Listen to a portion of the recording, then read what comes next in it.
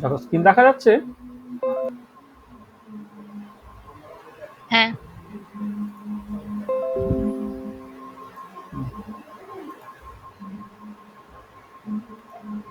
আচ্ছা, চলো।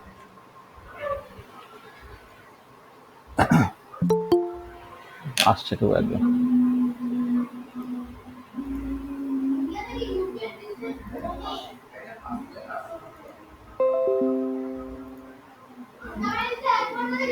আচ্ছা, দেখো, তাহলে আমরা আজকে মূলত some basic concept of chemistry সেটাকে নিয়ে আমাদের আলোচনাটা স্টার্ট হবে। এইটা বেশ সহজ চ্যাপ্টার এবং বেশ ছোট চ্যাপ্টার। অ্যাটমিক স্ট্রাকচার যেমন যত চ্যাপ্টার আছে তার মধ্যে মানে আমি তো বলবো কঠিনতম চ্যাপ্টার ছিল, সেটা অনেকটা বেশি সময় লেগেছে। আর ওখানে যেহেতু বিভিন্ন রকমের কম্পিটিটিভ এক্সামে অনেক কোশ্চেন ঘুরিয়ে আসার সম্ভাবনা থাকে, সেক্ষেত্রে আমরা ওটা একটু ডিটেলে একটু অ্যাডভান্স হয়ে পড়ার চেষ্টা করেছি। আর সাম বেসিক কনসেপ্ট অফ কেমিস্ট্রিতে আমরা যে জিনিসগুলো আলোচনা করব সেগুলো দেখবে, তার সেগুলো সবই তুমি আগে কোথাও না কোথাও শুনেছো।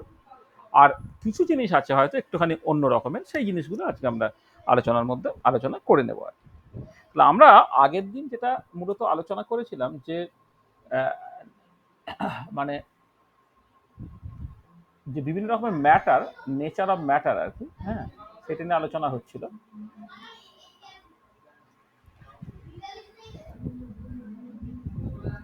আমরা সিলেবাসটা লিখে দিয়েছিলাম, সিলেবাসটা লিখে দেওয়ার পরে নেচার অফ ম্যাটার তার মধ্যে ছিলাম। আচ্ছা, এই আলোচনাতে আমাদের প্রথমে স্টেটস অফ ম্যাটার নিয়ে আলোচনা করা হয়েছে।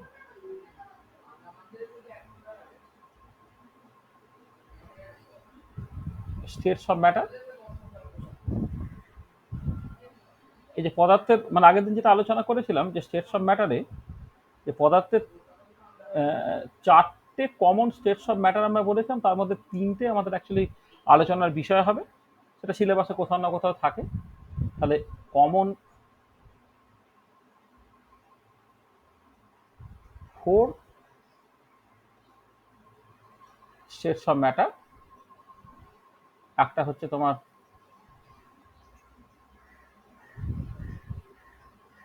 গ্যাসিয়াস স্টেট, 2 নম্বর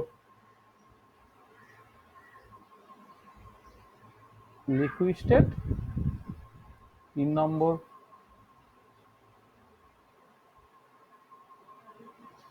সলিড স্টেট, আর 4 নম্বর হচ্ছে প্লাজমা স্টেট। আচ্ছা, ইউনিভার্সে কিন্তু এটা হচ্ছে মোস্ট অ্যাবান্ডেন্ট। তুমি ইউনিভার্স যদি দেখো, ইউনিভার্সে plasma state most abundant. Around 90% of the universe is composed of plasma state. আর লিকুইড স্টেটটা হচ্ছে লিস্ট অ্যাবান্ডেন্ট। হ্যাঁ, তার লিকুইড স্টেটের লিস্ট অ্যাবান্ডেন্ট, প্লাজমা স্টেট হচ্ছে মোস্ট অ্যাবান্ডেন্ট। আর অন্য দুটো state of matter gaseous state এবং সলিড স্টেট। আচ্ছা, লিকুইড স্টেটটা লিস্ট অ্যাবান্ডেন্ট তার পক্ষে কারণ বলেছিলাম যে লিকুইডটা একটা সার্টেন টেম্পারেচার প্রেসার রিজিয়ানের মধ্যেই কেবলমাত্র স্টেবল থাকতে পারে। হ্যাঁ, তুমি ধরো প্রেসারটাকে যদি কনস্ট্যান্ট রেখে দাও, তাহলে হাই টেম্পারেচার তুমি গ্যাসিয়াস স্টেট পাবে, লো টেম্পারেচার তুমি সলিড স্টেট পাবে।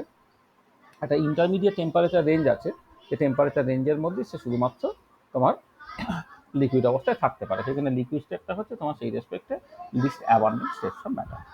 আচ্ছা, এইটা আমরা বলেছিলাম। এবং আমরা এই যে তিনটে states of matter, gaseous state, liquid state এবং সলিড স্টেট, এই স্টেটস অফ ম্যাটারগুলো কিন্তু তোমার মানে নিটের সিলেবাসে নেই, কিন্তু মানে আমাদের যে বোর্ডের যে সিলেবাস, সেই বোর্ডের সিলেবাসে আছে 1 নম্বর। আর 2 নম্বর হচ্ছে যে যে ফিজিক্সের যে পার্টটা আছে, মানে নিচের সিলেবাসের বা যেই মেন যেই অ্যাডভান্স সর্বত্রই ফিজিক্সের যে পার্টটা আছে, ফিজিক্স পার্টের মধ্যে কিন্তু গ্যাসিয়াস স্টেট, লিকুইড এবং সলিড স্টেট আছে। সেগুলো আমরা টাইম টু টাইম কিন্তু এই জিনিসপত্রগুলো পড়ে নেব। ঠিক আছে, যখন দরকার পড়বে সেই মতো করে পড়ে নেবো। আমি এক্ষুনি বলছি না, পরে পড়ে নেব। আচ্ছা, এখানে আমরা আগের দিন আর যেটা আলোচনা করেছিলাম যে সাম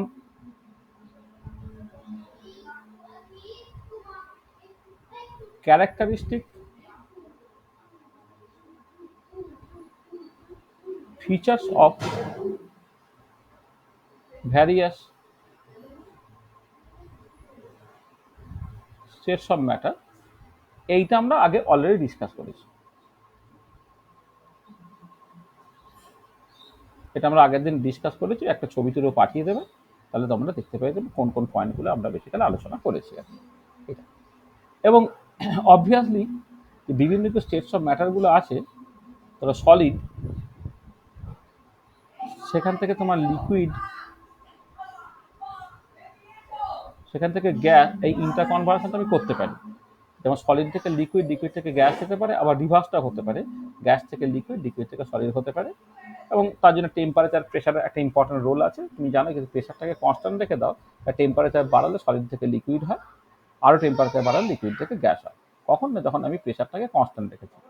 আর প্রেশারটাকে ভ্যারি করিয়েও কিন্তু একই কাজ করা যেতে পারে। হ্যাঁ, যে প্রেশারটা মানে ধরো মানে টেম্পারেচারটাকে কনস্ট্যান্ট রেখে প্রেশারটাকে বাড়িয়ে বা কমিয়েও একই কাজ করা যেতে পারে। প্রেশার কমিয়ে সলিড থেকে লিকুইড, লিকুইড থেকে গ্যাস হতে পারে, বা প্রেশারটাকে বাড়িয়ে গ্যাস থেকে লিকুইড, লিকুইড থেকে সলিড, এগুলো কিন্তু করতে পারা যেতে পারে। ঠিক আছে, এটাকে মাথায় রাখবে। তাহলে এই যে আলোচনাটা, সেটা আমরা আগের দিন করেছি। ঠিক আছে, আচ্ছা আজকে আমাদের তারপর থেকে বেসিক্যালি স্টার্ট করতে হবে। তাহলে এটা যেটা হলো যে মলিকুল তার একা একা থাকে না, বা অ্যাটম তার একা একা থাকে না, বেসিক্যালি একটা এগ্রিগেট হিসেবে থাকে, মানে অনেকে থাকে। অনেকে থাকলে সে কি অবস্থায় থাকছে, গ্যাসিয়াস স্টেটে না লিকুইড স্টেটে বা সলিড, মানে ফিজিক্যাল স্টেটে, সেইটাকে নিয়ে আমি আগের দিন আলোচনাটাকে করেছি। আচ্ছা আজকে আমরা যে জায়গা থেকে আবার স্টার্ট করব, সেটা হচ্ছে ক্লাসিফিকেশন অফ ম্যাটার। আমাদের স্টার্টিং পয়েন্টটা আজকে শুরু হোক ক্লাসিফিকেশন অফ ম্যাটার দিয়ে।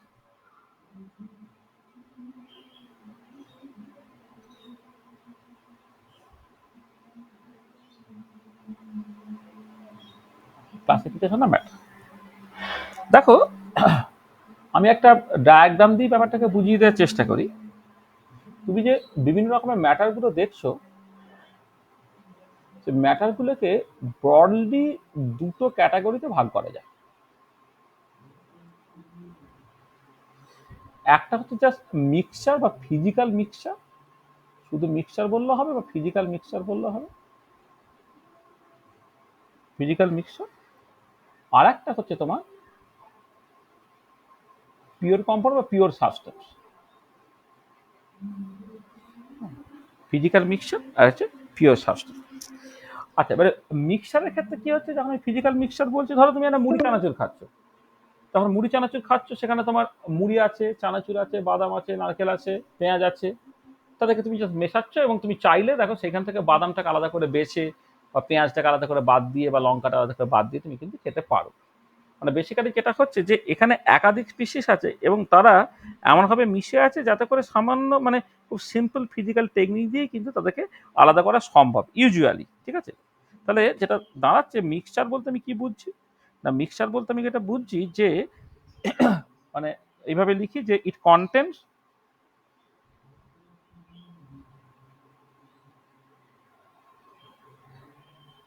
contains two or more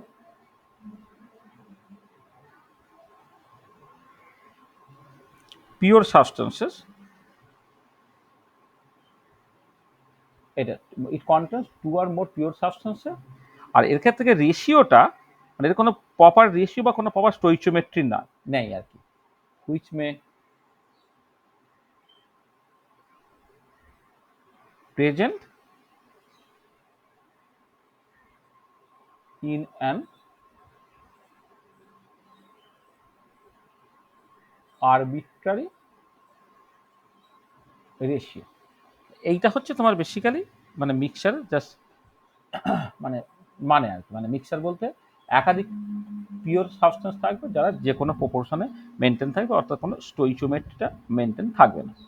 আর হোয়ার দিকে হোয়ার যখন আমি পিওর সাবস্টেন্স কনসিডার করব, তখন কিন্তু মানে তোমার মানে সেখানে একটাই জাস্ট কেমিক্যাল স্পিসিস থাকবে।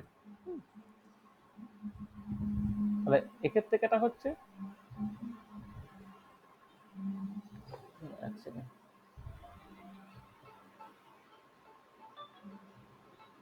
ইলেকশন কমিশন অফ ইন্ডিয়া কেন একটা ফোন করে যাচ্ছে আমাকে, জ্বালিয়ে মেরে ফেলতে হবে। ভোট শেষ হয়ে গেল তবুও ফোন করে যাচ্ছে।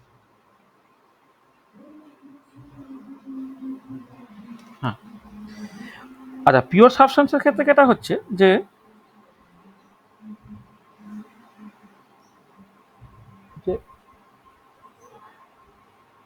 it is a single element or compound, এটিকে single element or compound. Single element মানে ধরো ধরো হাইড্রোজেন, নাইট্রোজেন, অক্সিজেন, তারাও কিন্তু পিওর সাবস্টেন্স। আবার ধর তুমি সোডিয়াম ক্লোরাইড কনসিডার করছো, কপার সালফেট কনসিডার করছো, সেখানে কিন্তু একাধিক এলিমেন্ট তারা কিন্তু কম্পাউন্ড তৈরি করে ফেলেছে। সেখানে it is a single element or compound, and in a compound the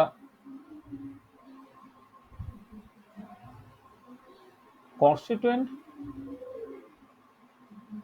elements have a fixed স্টোইচিওমেট্রি, এবং এলিমেন্টের মধ্যে এদের কিন্তু একটা পার্টিকুলার বা ফিক্সড স্টোইচিওমেট্রি আছে। এটা তোমায় মাথায় রাখতে হবে। আচ্ছা, ফিজিক্যাল মিক্সচার যখন আমি বললাম, সেই মিক্সচারগুলোকে তুমি আবার দুটো ক্যাটাগরিতে ভাগ করতে পারো। ধরো জল আর অ্যালকোহল তুমি মিশিয়েছো, বা দুধ আর জল তুমি মিশিয়েছো। তা জল, অ্যালকোহল বা দুধ, জল যখন তুমি মেশাচ্ছ, নর্মাল যে ফিজিক্যাল টেকনিক, সেই ফিজিক্যাল টেকনিকগুলো দিয়ে এটাকে জাস্ট তফাৎ করে একটু অসুবিধা হচ্ছে। তার কারণটা হচ্ছে এরা একটা হোমোজিনিয়াস সলিউশন বা হোমোজিনিয়াস মিক্সচার তৈরি করে ফেলেছে। মানে হোমোজিনিয়াস মিক্সচার তৈরি করা মানে হচ্ছে যে তুমি যদি যদি মোল ফ্র্যাকশনের টার্মসে দেখো বা কম্পোজিশনের টার্মসে দেখো, তাহলে একটা হোমোজিনিয়াস মিক্সচারের ক্ষেত্রে সর্বত্র কম্পোজিশনটা এক্স্যাক্টলি একই হবে। তো জল অ্যালকোহলের মিক্সচারে তুমি উপর থেকে একটুখানি পোর্শন নাও বা নিচ থেকে একটুখানি পোর্শন নাও, সর্বত্রই কিন্তু জল এবং ধরো অ্যালকোহল, তাদের মোল ফ্র্যাকশনের রেশিওটা এক্স্যাক্টলি একই, বা মোল ফ্র্যাকশনগুলো একই থাকবে। ঠিক আছে? আর উল্টো দিকে যখন তুমি ধরো এই মুড়ি চানাচুর খাচ্ছ, সেখানে কিন্তু তুই যত ভালো করেই মেশাও না কেন, কোথাও দেখবে তোমার বাদামের পার্সেন্টেজ বেশি হয়ে গেছে, কোথাও দেখবে তোমার এতে পেঁয়াজ বেশি আছে, কোথাও তোমার লঙ্কা বেশি আছে। এটা তুমি দেখতে পাবে। তার মানে ফিজিক্যাল মিক্সচার যেটা আমি বলছি, সেই ফিজিক্যাল মিক্সচারকে তুমি মূলত দুটো ক্যাটাগরিতে ভাগ করতে পারবে। একটা হচ্ছে হোমোজিনিয়াস মিক্সচার, আর একটা হচ্ছে হেটেরোজিনিয়াস মিক্সচার। হোমোজিনিয়াস মিক্সচার এটা, আর একটা হচ্ছে তোমার হেটেরোজিনিয়াস মিক্সচার।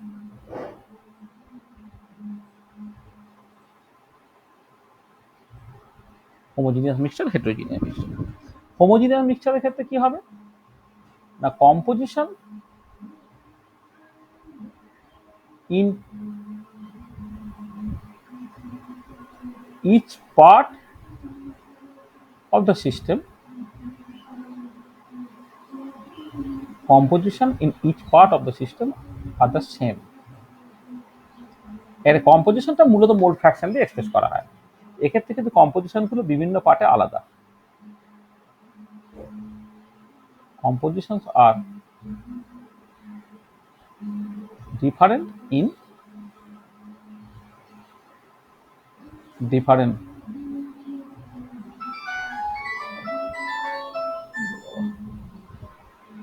হ্যালো, আমার কথা শুনতে পাচ্ছ তো?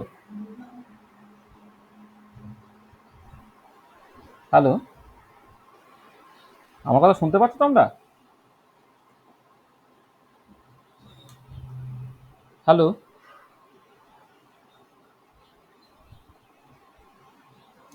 হ্যালো,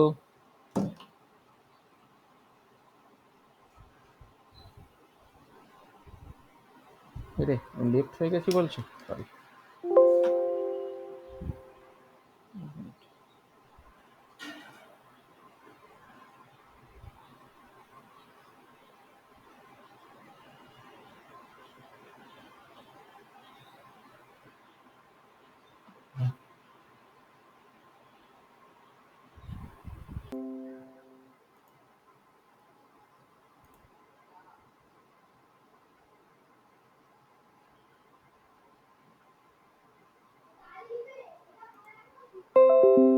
স্ক্রিন দেখা যাচ্ছে?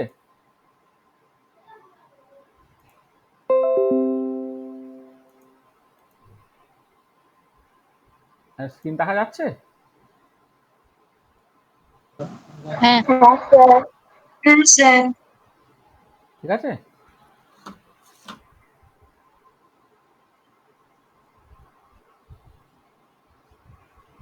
দেখো স্ক্রিনটা দেখা যাচ্ছে তো?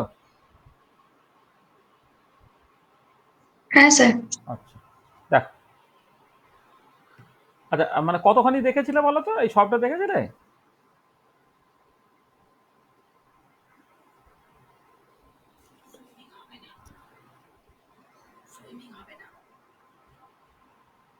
হ্যালো, শুনতে পাচ্ছ আমার কথা? আচ্ছা। আচ্ছা, আমি হয়তো আবার বলছি, শোনো। দেখো, এই যে ম্যাটারকে তুমি প্রথমে দুটো ভাগে ভাগ করো। একটা হচ্ছে ফিজিক্যাল মিক্সচার, আর হচ্ছে pure substance. Physical mixture contains two or more pure substances which may present in an arbitrary ratio. মানে ফিজিক্যাল মিক্সচারের ক্ষেত্রে যেটা আমি বললাম যে মুড়ি চানাচুর যখন তুমি খাচ্ছ, সেখানে মুড়ি, চানাচুর, বাদাম, হ্যানা ত্যানা শব্দ বিভিন্ন রকমের জিনিস মেশানো আছে, এবং সেখানে যে যে মানে এলিমেন্ট যেসব মানে স্পিসিসগুলো মেশানো আছে, তাদের কিন্তু কোনো নেই, মানে ফিক্সড রেশিও নেই, মানে আরবিট্রারি কম্পোজিশন। আর যখন তুমি একটা পিওর সাবস্টেন্স কনসিডার করছো, সেখানে একটা সিঙ্গেল এলিমেন্ট থাকতে পারে অথবা একটা কম্পাউন্ড থাকতে পারে। যদি কোনো একটা কম্পাউন্ড থাকে, তাকে তার মধ্যে যে এলিমেন্টস গুলো আছে তারা কিন্তু একটা ফিক্সড স্টোইচিওমেট্রি মেনটেন করবে, অর্থাৎ তাদের একটা পার্টিকুলার প্রপোর্শন থাকবে। ধরো ওয়াটার তুমি কনসিডার করছো, জল, H2O, সেখানে সার্টেনলি হাইড্রোজেন এবং অক্সিজেন আছে, যে হাইড্রোজেন এবং অক্সিজেনের যে রেশিওটা সেটাকে 2:1, সেটা কিন্তু প্রপারলি মেনটেন থাকছে। আর এবারে ফিজিক্যাল মিক্সটাকে তুমি দুটো ভাগে ভাগ করতে পারো। একটা হচ্ছে হোমোজিনিয়াস বা সমসত্ব মিশ্রণ, আর একটা হচ্ছে হেটেরোজিনিয়াস বা অসমসত্ব মিক্সচার। হোমোজিনিয়াস মিক্সচারের ক্ষেত্রে যেটা হচ্ছে composition in each part of the system are the same. মানে তুমি ধরো একটা জল এবং অ্যালকোহলের মিক্সচার নিচ্ছ, বা জল চিনির তুমি একটা শরবত নিয়েছো, সেখানে যে কোনো একটা পোর্শন থেকে তুমি 1 চামচ নিয়ে নাও, তার মিষ্টতা থেকে সর্বত্র সমান হবে। অর্থাৎ একটা উপরের দিকে কোনো একটা পার্টে 1 চামচ নিয়ে সেখানে যা কম্পোজিশনটা তুমি দেখবে, জল এবং চিনির যা মোল ফ্র্যাকশনের রেশিও থাকছে, অন্য জায়গা থেকে আর 1 চামচ নাও, সেখানেও কিন্তু এই একই রেশিও মেনটেন থাকবে। আর মুড়ি চানাচুর যে এক্সাম্পলটা বললাম, সেখানে দেখবে তুমি বাদামগুলো বেঁচে খেতে পারছো, চিনির নুন মানে মানে লঙ্কাটা আলাদা করে বাদ দিয়ে খেতে পারছো। তার কারণটা হচ্ছে যে হেটেরোজিনিয়াস মিক্সচারের ক্ষেত্রে বিভিন্ন পার্টে কম্পোজিশনটা, সেটা কিন্তু তোমার এক্স্যাক্টলি একই হবে না, বিভিন্ন জায়গায় বিভিন্ন হবে। ঠিক আছে, এখন পরিষ্কার? হ্যাঁ। ঠিক আছে, আচ্ছা। আচ্ছা, এবারে যখন তুমি পিওর সাবস্টেন্স কনসিডার করবে, যেটা ডেফিনেশনের ক্ষেত্রেই লেখা আছে, পিওর সাবস্টেন্স কিন্তু জাস্ট এর মধ্যে এলিমেন্টস থাকতে পারে,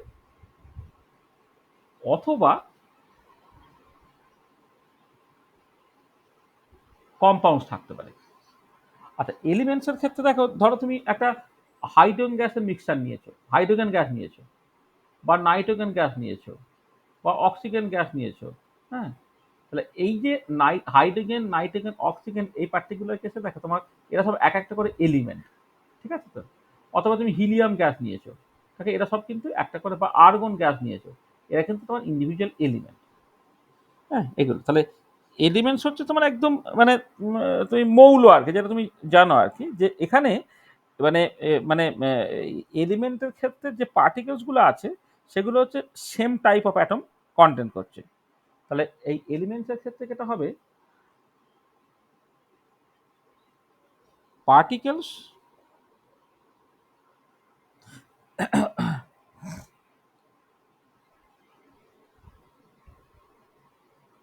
of an element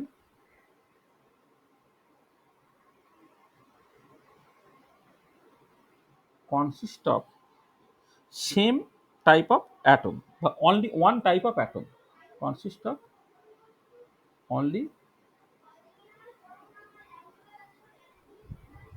one type of atom। দেখো, এই হাইড্রোজেন মলিকুলের ক্ষেত্রে হাইড্রোজেন একটা এলিমেন্ট, সেখানে হাইড্রোজেন যে দুটো অ্যাটম আছে, তার সেম অ্যাটম, নাইট্রোজেনের ক্ষেত্রে সেম অ্যাটম। তাহলে কম্পাউন্ড যখন তুমি কনসিডার করবে, সেখানে কিন্তু তোমার বিভিন্ন রকমের অ্যাটমস থাকবে। ঠিক আছে? তোমার কম্পাউন্ডসের ক্ষেত্রে যেটা দাঁড়াবে, কম্পাউন্ডের ক্ষেত্রে হচ্ছে তোমার তোমার আচ্ছা, এক্সাম্পলটা বলি। ধরো H2O তুমি কনসিডার করছো, কার্বন ডাইঅক্সাইড কনসিডার করছো, সোডিয়াম ক্লোরাইড কনসিডার করছো, কপার সালফেট কনসিডার করছো, এক্সেট্রা। এই যে পার্টিকুলার কেসগুলোতে এগুলো সব কম্পাউন্ড তৈরি করছে আর কি, হ্যাঁ, যেখানে two or more atoms of different element combine together in definite ratio to form the molecule. তাহলে এই পার্টিকুলার কেসে ফর্ম দ্য কম্পাউন্ড, কম্পাউন্ডের ক্ষেত্রে যেটা হচ্ছে কি না,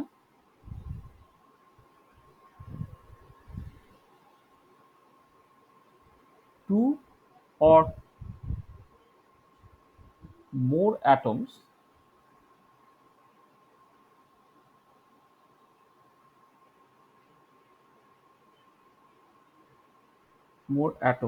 of different elements combine in a definite proportion, এখানে লিখে রাখছি definite, আর এখানে স্টার দিয়ে লিখে রাখি তাহলে হবে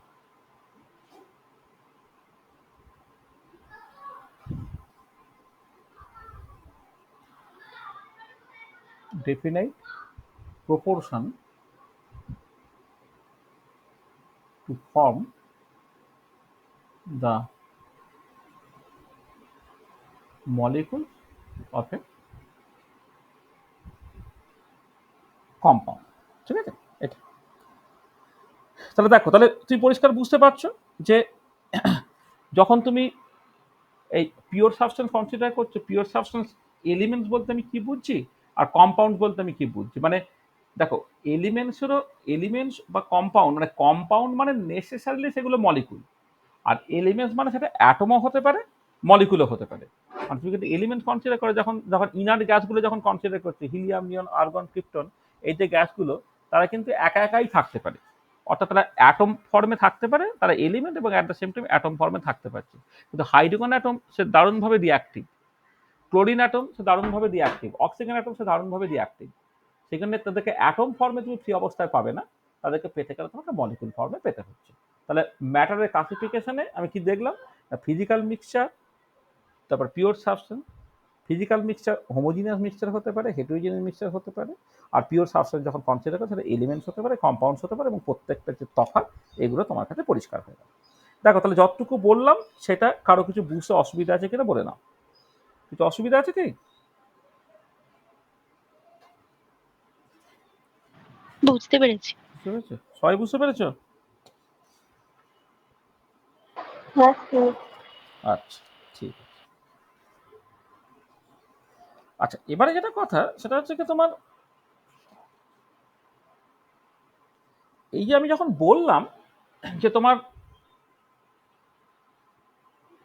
এই অ্যাটমসগুলো কম্বাইন্ড হয়ে মলিকুল তৈরি করে, তাহলে অ্যাটমগুলো যে কম্বাইন্ড হয়ে মলিকুল তৈরি করছে, তাহলে কিভাবে কম্বাইন্ড হচ্ছে।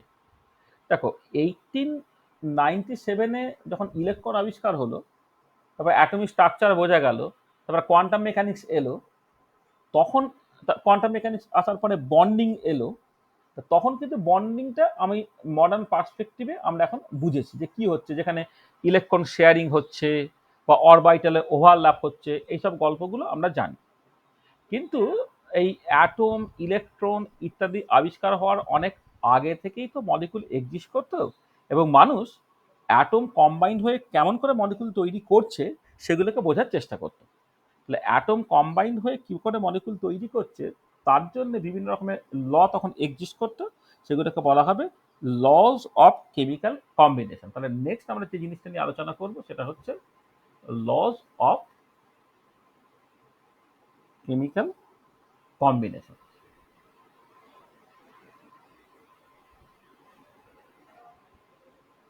Lodge of chemical combination. আচ্ছা, লজ অফ কেমিক্যাল কম্বিনেশনে 5টা ল নিয়ে লোকে ইউজুয়ালি মাথা ঘামায়। তাহলে প্রথম যেটা, সেটা হচ্ছে law of conservation of mass, ভরের নিত্যতা সূত্র। Law of conservation of mass, এটা 1 নম্বর। 2 নম্বর হচ্ছে law of definite proportion, law of definite proportion যাকে বলা হয় স্থিরানুপাত সূত্র, ল অফ মাল্টিপল প্রপোর্শন যাকে বলে গুণানুপাত সূত্র,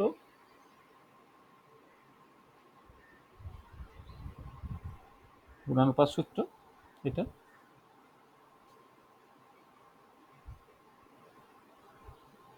আচ্ছা, Gay Lussac law of volume,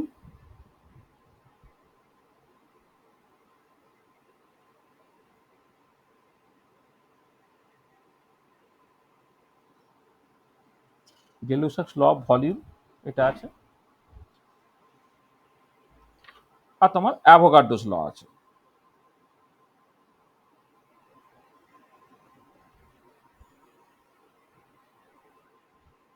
Avogadro's ল আছে।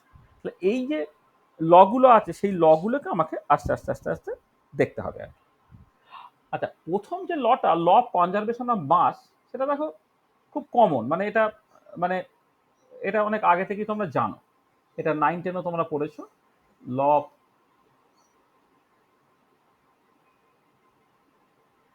কনজারভেশন অফ মাস।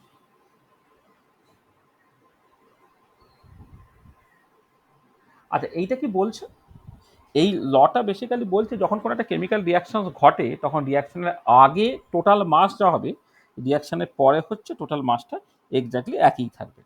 হ্যাঁ, মানে মানে বেসিক্যালি মাসটা তুমি ক্রিয়েটও করতে পারবে না, ডেস্ট্রয় করতে পারবে না। যখন কোনো একটা কেমিক্যাল রিয়াকশন ঘটবে তখন রিয়াকশনের আগে টোটাল মাস যা ছিল এবং রিয়াকশনের পরে টোটাল মাস যেটা হবে সেটা তোমার এক্স্যাক্টলি একই থাকবে। ঠিক আছে? এইটা তোমার বিজ্ঞানী ল্যাবোসিয়ার 1789 সালে বিজ্ঞানী ল্যাবোসিয়ার,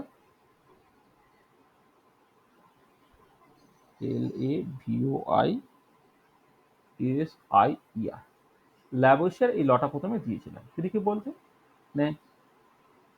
in a chemical reaction total mass before the reaction and after the reaction remains the same। তার মানে যেটা দাঁড়াচ্ছে যে মানে ধরো একটা রিয়াকশনে যদি রিয়াকশনের আগে তুমি যদি কোনো রিয়াকট্যান্ট ধরো আর রিয়াকশনের পরে যেগুলো প্রোডাক্ট ধরো সেগুলো তোমার এক্স্যাক্টলি একই থাকবে। তার মানে এটা বেসিক্যালি যে মাস অফ রিয়াকট্যান্ট, এইটা হচ্ছে তোমার মাস অফ রিয়াকট্যান্ট মাস অফ প্রোডাক্টের সঙ্গে সমান হবে। মানে তোমার বেসিক্যালি মাস কিন্তু আলাদা করে তৈরিও হচ্ছে না, মাস আলাদা করে রেস্ট্রয়েডও হচ্ছে না। একটা কেমিক্যাল রিয়াকশন হলো, কিছু অ্যাটম মানে কিছু মলিকুল ভাঙাচড়া করলো, করে নতুন কিছু মলিকুল তৈরি হলো, কিছু বন্ড তৈরি হলো, কিন্তু আগে যা মাস ছিল পরে মাসটা কিন্তু তোমার এক্স্যাক্টলি একই থাকবে। আচ্ছা, এটা হচ্ছে law of conservation of mass. আচ্ছা, এই কনটেক্সটে দু একটা কথাবার্তা একটু বলে নেওয়ার দরকার আছে। সেটা হচ্ছে যে যে আর একটা ল আছে, সেটা এই ল অফ কেমিক্যাল কম্বিনেশনের মধ্যে না, কিন্তু সেটা পরে তোমার থার্মোডাইনামিক্সে এই ধরনের ল খুব important. Law of conservation of mass যেমন আছে, law of conservation of energy আছে। Law of conservation of energy, law of conservation of energy যেটা বলছো সেটা হচ্ছে যে যখন কোনো একটা কেমিক্যাল রিয়াকশন তোমার ঘটবে বা কোনো একটা পার্টিকুলার প্রসেস যখন করবে তখন টোটাল এনার্জিটা কনস্ট্যান্ট থাকবে। অর্থাৎ শক্তি তুমি তৈরিও করতে পারবে না, শক্তি ধ্বংস করতে পারবে না, এই মহাবিশ্বে টোটাল এনার্জিটা হচ্ছে কনস্ট্যান্ট। তোমাকে এটা দাঁড়াচ্ছে কি, এটাকে তুমি থার্মোডাইনামিক্সের ল্যাঙ্গুয়েজে যদি বলো, total energy of the universe or total energy of the universe or for an isolated system। হ্যাঁ, আইসোলেটেড সিস্টেম মানে একটা সিস্টেম যেখান থেকে এনার্জি ম্যাটার কেউ বাইরে যেতে পারে না বা এনার্জি ম্যাটার ভেতরে আসতে পারে না। থার্মোডাইনামিক্স যখন আমরা পড়বো, তাপগতিবিদ্যা যখন আমরা পড়বো, তখন না এই সিস্টেমের বিভিন্ন ক্লাসিফিকেশন পড়বো। Isolated system, close system, open system. তাহলে আইসোলেটেড সিস্টেম বেসিক্যালি ইউনিভার্সের মতো। ইউনিভার্সও এমন একটা জিনিস যে তার বাইরে অ্যাজ কিছু নেই, বাইরে থেকে ভেতরে কিছু আসতে পারছে না, ভেতর থেকে বাইরে কিছু যেতে পারছে না। ঠিক একই রকমভাবে আমি এমন কিছু বাউন্ডারি দিয়ে দেবো কোনো একটা সিস্টেমকে, যাতে করে ভেতর থেকে এনার্জি বা ম্যাটার বাইরে যেতে পারবে না, বাইরে থেকে ম্যাটার বা এনার্জি ভেতরে আসতে পারবে না। সে ধরনের সিস্টেম হলো বা isolated system. The total energy of the universe or for an isolated system is always constant. এইটা এবার energy can neither be created nor be destroyed. It can be converted from one form to another. মানে যখন chemical reaction ঘটে বা কোনো একটা particular physical process ঘটে, শক্তিটা একটা ফর্ম থেকে আরেকটা ফর্মে যেতে পারে, কিন্তু শক্তি তুমি তৈরিও করতে পারো, ধ্বংস করতে পারবে না। এটা হচ্ছে law of conservation of energy. আচ্ছা, এবারে পরবর্তীকালে যেটা দেখা গেল যে আলাদা করে কনজারভেশন অফ মাস বা আলাদা করে কনজারভেশন অফ এনার্জি প্রিন্সিপালগুলো অ্যাপ্লিকেবল হবে না। সেটা আইনস্টাইনের ইকুয়াল টু এমসি স্কয়ার রিলেশনে দেখা গেল মাস এবং এনার্জি ইন্টার কনভার্টেবল। ক্লাসিক্যাল ফিজিক্সে তোমার কিন্তু মাস আর এনার্জি ইন্টার কনভার্সনের গল্পটা কিন্তু ছিল না। মাস মাসের মতো থাকে, এনার্জি এনার্জির মতো থাকে। কিন্তু আইনস্টাইনের রিলেটিভিস্টিক ইকুয়েশন, সেখান থেকে এনার্জি মাস কিন্তু interconvertible. From Einstein's theory of relativity, mass and energy are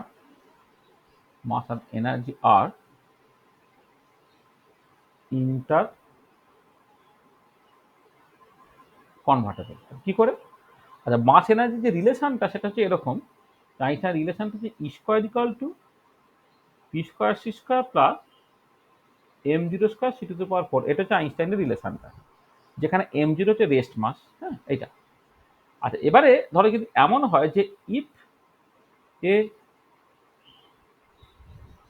massive particle, ম্যাসিভের পার্টিকেল মানে যার এম জিরোটা নট ইকুয়াল টু জিরো, এটা ইফ এ ম্যাসিভ মানে এখানে বলে নি এম জিরোটাকে বলে রেস্ট মাস। হ্যাঁ, রেস্ট মাস মানে একটা পার্টিকেলটা রেস্টে থাকলে তার যে মাস হবে সেটা হচ্ছে এম জিরো। ঠিক আছে, if a massive particle is at rest, then পিটা হচ্ছে তোমার জিরো হয়ে গেলে। পিটা হচ্ছে মোমেন্টাম, এই পিটা হচ্ছে মোমেন্টাম, এই মোমেন্টামটা হচ্ছে মাস ইন্টু ভেলোসিটি। তো তাহলে একটা পার্টিকেল যদি তোমার রেস্টে থাকে তাহলে তার momentum P equal to zero হয়ে গেল। এটা তখন কি হবে?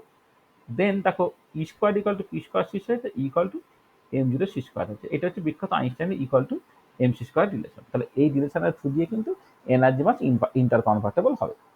আচ্ছা, এবারে একটা কেমিক্যাল রিয়াকশনের ক্ষেত্রে আলাদা করে মাসের কনভার্জেশন, আলাদা করে এনার্জি কনজারভেশন কনজার্ভ হচ্ছে বলে আমরা মানছি, বা ওয়েট হচ্ছে বলে আমরা মানছি। তার কারণটা হচ্ছে যে ম্যাটার যদি এনার্জিতে কনভার্টেড হয় বা এনার্জি ম্যাটারে যদি কনভার্টেড হয়, সেই পরিমাণটা এতটাই নেগলিজিবল স্মল, তুমি এটাকে জাস্ট ইগনোর করতে পারো। কিন্তু একটা রেডিও অ্যাক্টিভ দিকে নিয়ে যখন তুমি কথাবার্তা বলবে, তখন যে ফিশন বা ফিউশন রিয়াকশনে huge amount of energy released হচ্ছে, তার কারণটা কিন্তু এই মাস ডিফেক্ট। হ্যাঁ, মাস ডিফেক্ট মানে হচ্ছে যে তুমি দেখবে যখন ওই ধরনের রিয়াকশন হচ্ছে, তখন রিয়াক্ট্যান্টের টোটাল মাস তার তুলনায় প্রোডাক্টের টোটাল মাস কিন্তু কমে যাচ্ছে। প্রোডাক্টে এই যে মাসটা কমে গেল, সেটা অ্যাকচুয়ালি এনার্জিতে কনভার্টেড হলো, এবং সেই এনার্জিটা হচ্ছে তোমার হিউজ এনার্জি। মানে আইনস্টাইনের ইকুয়াল টু এমসি স্কয়ার দিয়ে সামান্য পরিমাণ মাস যদি এনার্জিতে কনভার্টেড হয়, তাহলে কিন্তু তুমি হিউজ অ্যামাউন্টের এনার্জি পেতে পারো। এটা তাহলে এবারে কথা হচ্ছে যে এই ইকুয়াল টু এমসি স্কয়ার রিলেশনসটা আছে বলে তুমি যেটা বলতে পারো যে আলাদা করে মাসের কনজারভেশন বা আলাদা করে এনার্জি কনজারভেশন ওবের হবে না, কিন্তু এনার্জি মাসের যে টোটাল কনজারভেশন প্রিন্সিপালটা কিন্তু ওবের থাকে। তার মানে এটা হচ্ছে due to this relation, due to this equivalence আর কি, mass energy equivalent, due to this equivalence, conservation of mass and conservation of energy principle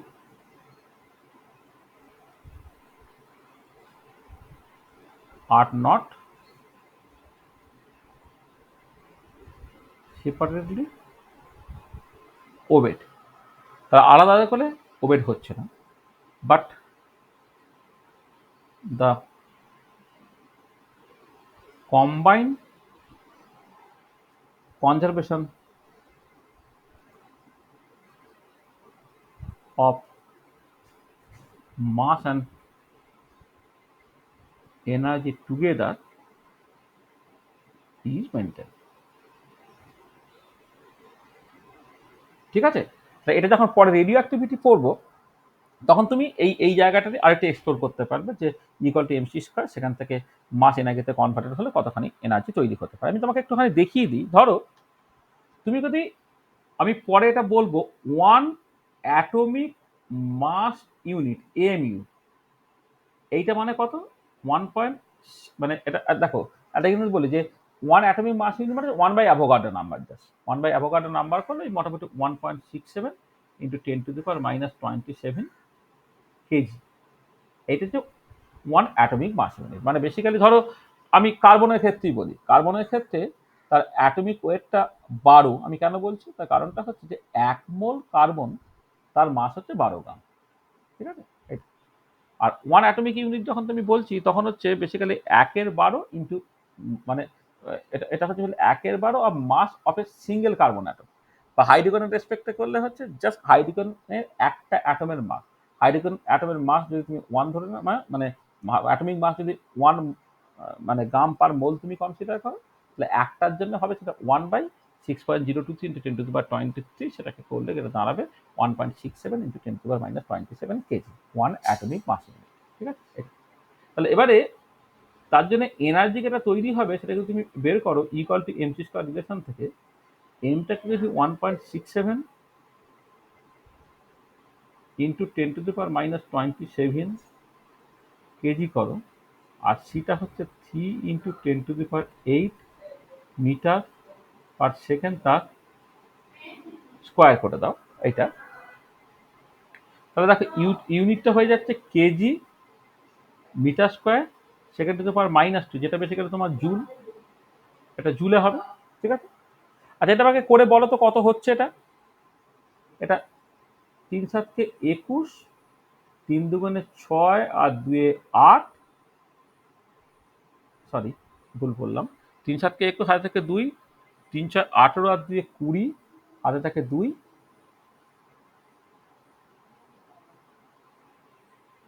হাতে থেকে 2, 3 1 3 আর 2 5 ইন্টু 10⁻11। দেখো তো এইটা হচ্ছে কিনা।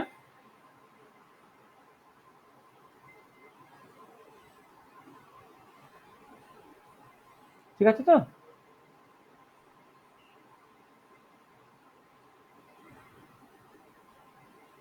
হচ্ছে?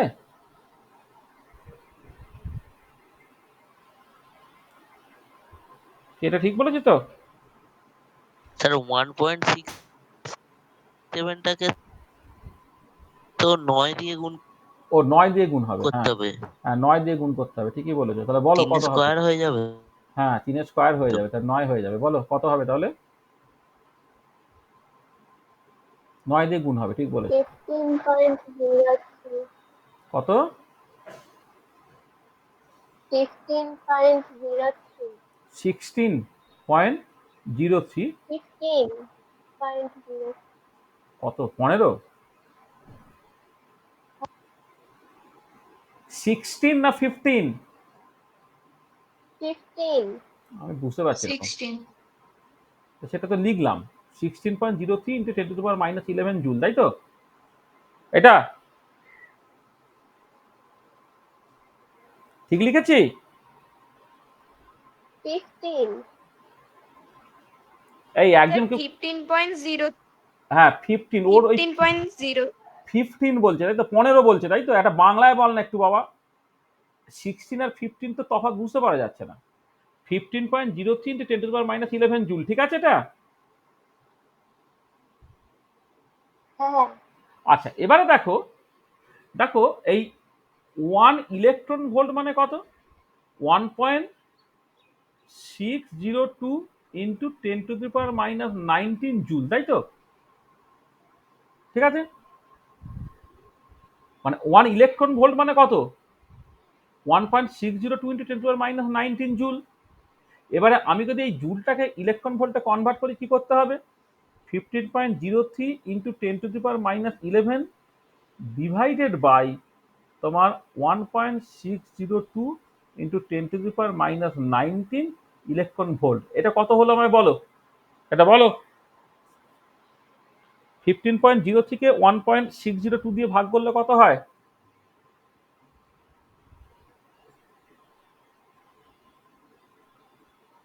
9.39. 9.39, তাই তো? হ্যাঁ, এটা হচ্ছে।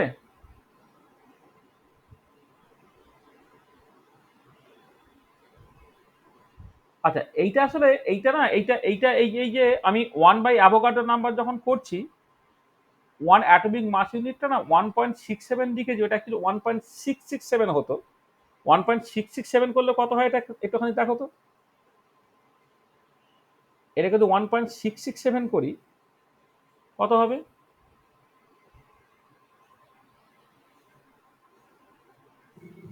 15.003. 0.003 0.003। তাহলে এবারে এইটা করলে কত বেরোবে বলো তো?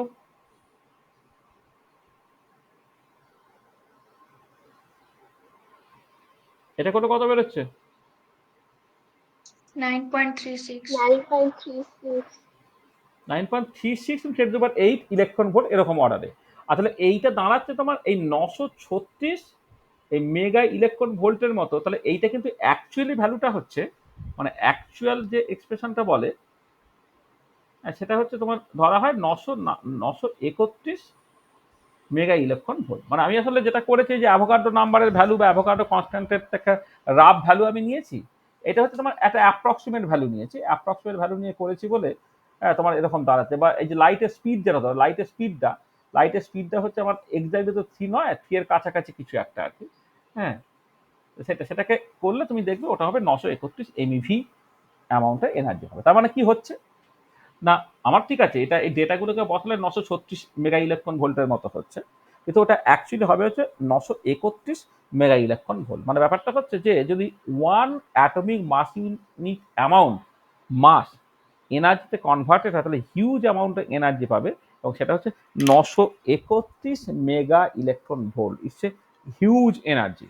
মানে যখন রেডিও অ্যাক্টিভ ফিউশন ফিউশন ইত্যাদি হয়, তখন মেগা ইলেকট্রন ভোল্টের এনার্জি পাওয়া যায়, কিন্তু সেই এনার্জিটা ইভেন এতটা পর্যন্ত হয় না। এই 5, 7, 10 নিউক্লিয়ার বাইন্ডিং এনার্জি 5 থেকে 8 মেগা ইলেকট্রন ভোল্ট। তাহলে 5, 7, 10, হ্যাঁ, তারপরে 100, 200 মেগা ইলেকট্রন ভোল্ট।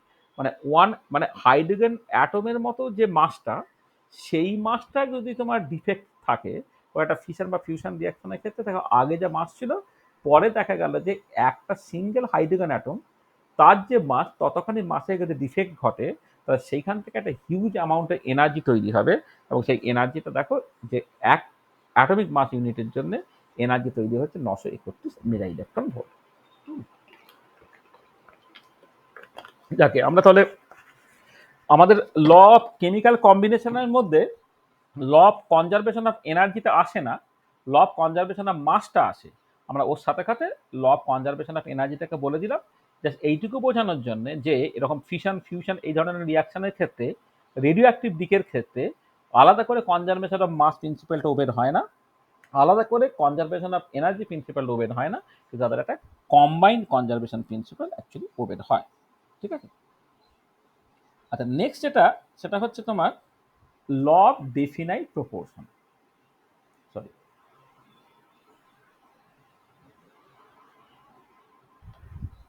নেক্সট চলে এসো,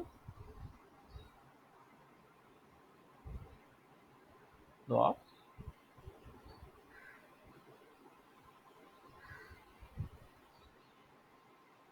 ডেফিনাইট প্রপোর্শন।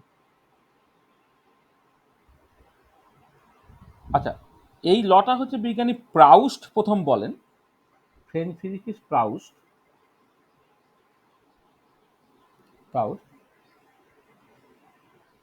আচ্ছা, তিনি যেটা বলেন সেটা হচ্ছে এই যে একটা কম্পাউন্ড যখন তৈরি হচ্ছে সেখানে যে সমস্ত এলিমেন্টগুলো আছে, হ্যাঁ, তারা কিন্তু একটা ডেফিনাইট প্রপোর্শনে থাকবে। তার মানে a given compound always contain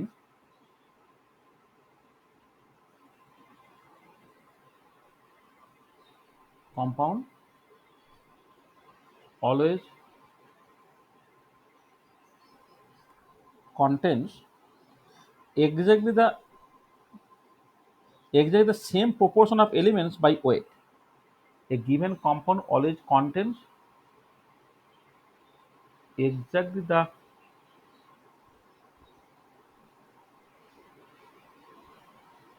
same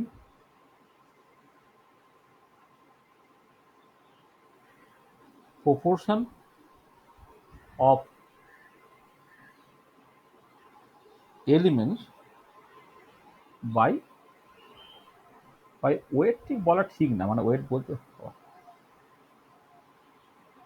by wait না বলে বাই মাস বলা উচিত, বাই মাস। মানে a given compound always contains exactly the same proportion of elements by mass. মানে বেসিক্যালি যেটা বলা হচ্ছে, ধরো তুই যে কোনো একটা কম্পাউন্ডকে বিভিন্ন রকমভাবে তৈরি করতে পারো। ধরো ওয়াটার মলিকুল, বিভিন্ন জায়গা থেকে সেই ওয়াটার মলিকুলগুলো তৈরি করতে পারো। হাইড্রোজেন অক্সিজেন রিয়াক্ট করে ওয়াটার মলিকুল তৈরি হতে পারে।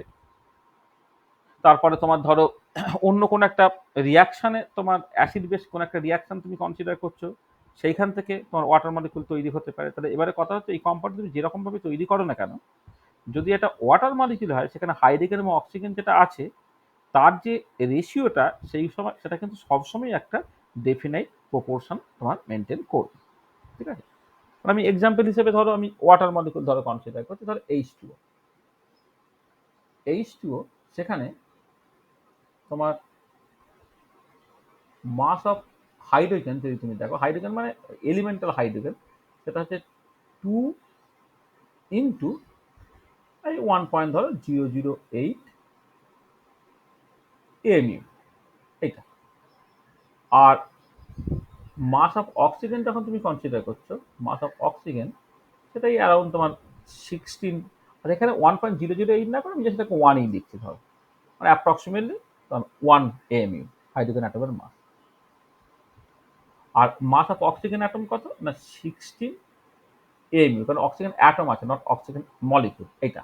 তাহলে এক্ষেত্রে তোমার হাইড্রোজেন এবং অক্সিজেনের যে রেশিওটা দেখো, তোমার 2:16 বা 1:8 হচ্ছে। এবারে তুমি ওয়াটারটাকে তুমি যে কোনো জায়গা থেকে পাওয়ার চেষ্টা করো, প্রত্যেক ক্ষেত্রে কিন্তু এই এক্স্যাক্টলি এই প্রপোর্শনটাই কিন্তু মেনটেন তোমার থাকবে। ঠিক আছে, এটা হচ্ছে ল অফ ডেফিনাইট প্রপোর্শন, বা বাংলায় যাকে বলা হয় স্থিরানুপাত সূত্র। হ্যাঁ, যারা বাংলায় পড়বে তাদের এটাকে বলা হয় স্থিরানুপাত সূত্র। ঠিক আছে, তাহলে এটা হচ্ছে ল অফ ডেফিনাইট প্রপোর্শন। আচ্ছা, নেক্সট যেটা আসবে সেটা হচ্ছে ল অফ, আমি কিছু ধরো লিমিটেশন থাকবে, সেই লিমিটেশনগুলো নিয়ে পরে কথাবার্তা বলছি। নেক্সট হচ্ছে ল অফ মাল্টিপল প্রপোর্শন।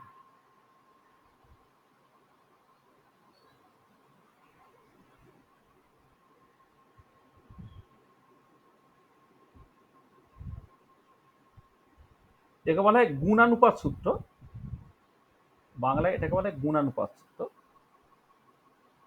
আচ্ছা, ল অফ মাল্টিপল প্রপোর্শন যেটা বলছে যে, আচ্ছা এইটা প্রথমে ডাল্টনের করা, এটা বলি 1803 সালে বিজ্ঞানী ডাল্টন এই গুণানুপাত সূত্রটা দিয়েছিলেন।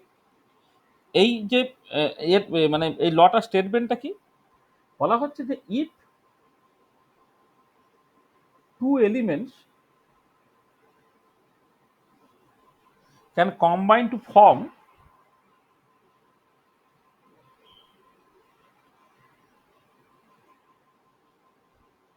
more than one compound,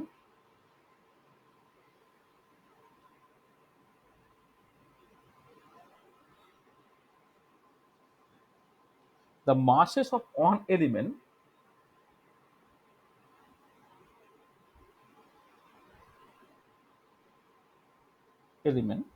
that combine with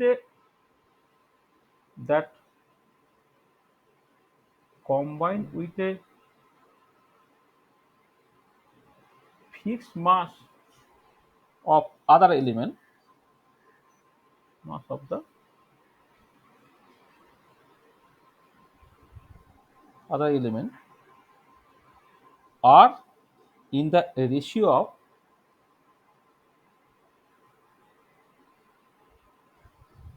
of small whole number.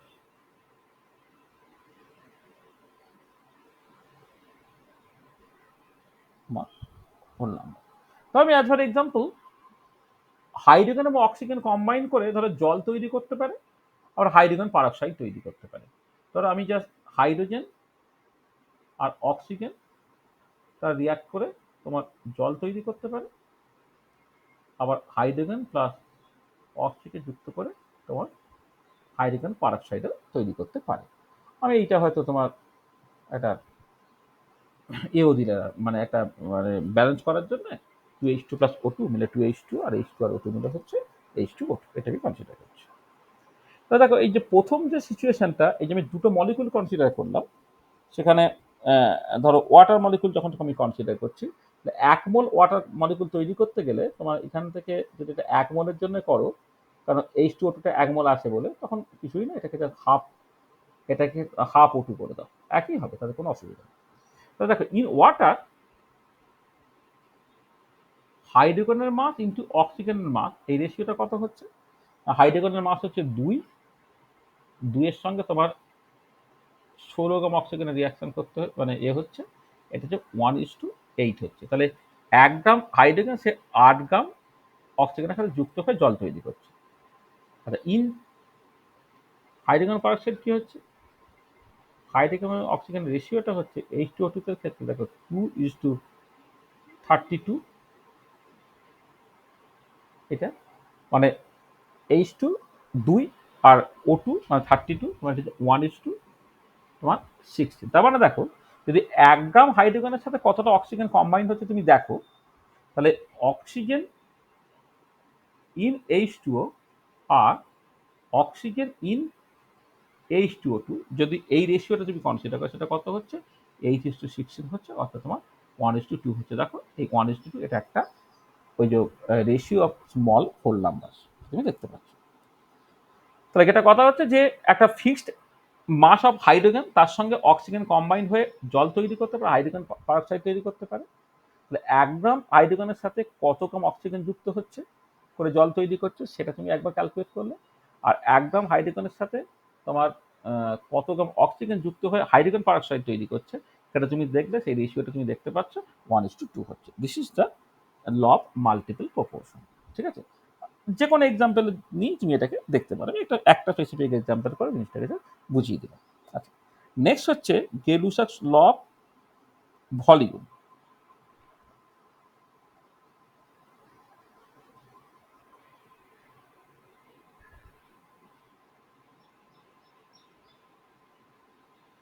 গেলুসাক্স law of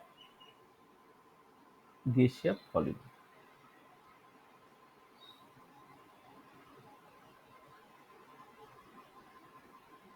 আচ্ছা, আগে যে স্থিরানুপাত সূত্র এবং গুণানুপাত সূত্র, ল অফ ডেফিনাইট প্রপোর্শন বা ল অফ মাল্টিপল প্রপোর্শন আমরা যখন পড়লাম, সেখানে ওই স্পিসিসগুলো বা এলিমেন্টসগুলো যারা কম্বাইন হয়ে কম্পাউন্ড তৈরি করছে, তাদেরকে গ্যাস হতে হবে, এর কোনো কিন্তু বাধ্যবাধকতা নেই।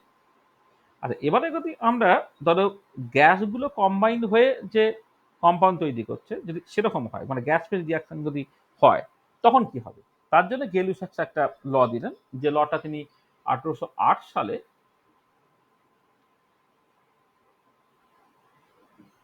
দিয়েছিলেন।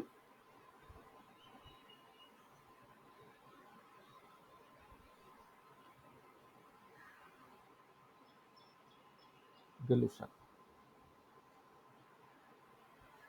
আচ্ছা তিনি কি বলছেন? বলছে when gases combined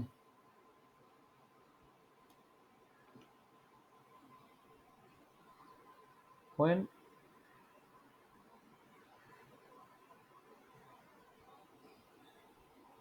gases combine when gases combine or are produced, মানে গ্যাসগুলো রিয়াকশন করতে পারে, রিয়াক্ট্যান্ট হিসেবে গ্যাসগুলো থাকতে পারে, প্রোডাক্ট হিসেবে গ্যাসগুলো তৈরি করতে পারে in a chemical reaction,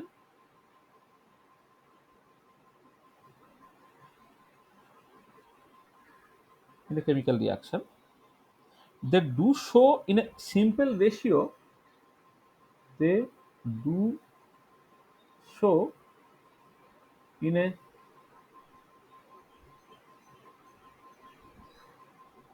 simple ratio by volume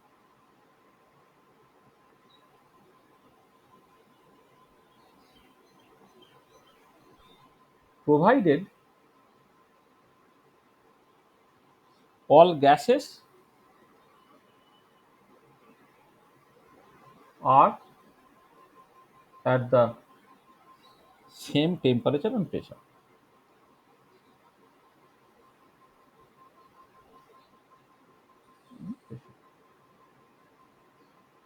When gases combine or are produced in a chemical reaction, they do so in a simple ratio by volume, provided all gases are at the same temperature and pressure. মানে ধরো তুমি একটা example দিলে তুমি পরিষ্কারভাবে বুঝতে পারবে। ধরো আমি এই হাইড্রোজেন গ্যাস আর অক্সিজেন গ্যাস রিয়াক্ট করে ধরো জল তৈরি করছে, H2O তৈরি করছে। আচ্ছা, H2O প্রথম কন্ডিশনে যদি তোমার এটা লিকুইড হয়, তাহলে এই H2কে আমি এই লয়ের বাইরে রাখবো, কারণ যা কিছু হচ্ছে কিন্তু রিয়াক্ট্যান্ট গুলো গ্যাসিয়াস হলে তাদের জন্যই ব্যাপারটা হবে। প্রোডাক্টটা যদি গ্যাসিয়াস হতো তাহলে প্রোডাক্টটা ওই এর মধ্যে পড়তো, মানে এই গেলুসাক্স ল অফ গ্যাসিয়াস ভলিউম তার মধ্যেই পড়তো। আমি just hydrogen gas oxygen gas react করে অর্ডিনারি টেম্পারেচারে জল তৈরি করতে পারে, জলটা হচ্ছে লিকুইড। এটা অর্ডিনারি টেম্পারেচার, হাই টেম্পারেচার হলে কিন্তু জল তৈরি হবে না, জলীয় বাষ্প তৈরি হবে, তখন সেটা এই রেশিওতেই তোমার মেনটেন থাকে। এবারে দেখো যেটা ইম্পর্টেন্ট, যে তুমি ধরো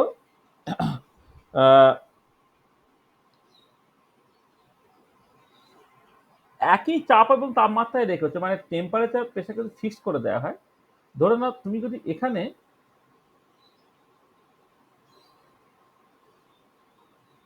মানে এটা অবশ্য ব্যালেন্স করলে তো এইটা হবে, ব্যালেন্স করলে এটা হবে, এটা বলছি। এবারে তুমি এই পার্টিকুলার ক্ষেত্রে যদি এনটিপিতে দেখো, অর্থাৎ তোমার টেম্পারেচার প্রেসার যদি তুমি ফিক্স করে দাও, মানে এনটিপিটা নেসেসারিলি নয়, মানে এনটিপিতে বলাটা ভুল হচ্ছে, মানে একই চাপ এবং তাপমাত্রায় হাইড্রোজেন এবং অক্সিজেন দুজনকেই থাকতে হবে। জল যেহেতু এখানে লিকুইড, জলটাকে তোমার কনসিডারেশনের মধ্যে রাখার দরকার নেই। এটা ধরো এবারে তুমি যদি এখানে একই চাপ এবং তাপমাত্রা টেম্পারেচার অ্যান্ড প্রেসার তুমি যদি ফিক্স করে রাখো, মানে হাইড্রোজেন যে টেম্পারেচার প্রেসার আছে, অক্সিজেন সেই টেম্পারেচার প্রেসারে যদি থাকে, তাহলে যেটা হবে যে এক্ষেত্রে যদি 100 ml হাইড্রোজেন গ্যাস নাও, তাহলে 50 ml অক্সিজেন গ্যাস কিন্তু তোমার রিয়াক্ট করবে। হ্যাঁ, এইটা তার মানে তুমি যদি এই হাইড্রোজেনের volume of hydrogen is to volume of oxygen তুমি দেখো, তাহলে সেটা হয়ে যাবে কত, 100:50, অর্থাৎ এটা 2:1। এটা আর যদি এমন হতো যে if H2 is also in vapor or gas phase, then হাইড্রোজেনের ভলিউমের রেশিও, অক্সিজেনের ভলিউমের রেশিও এবং জলের যে ভলিউম, জলের যে জল মানে জলীয় বাষ্প, এখানে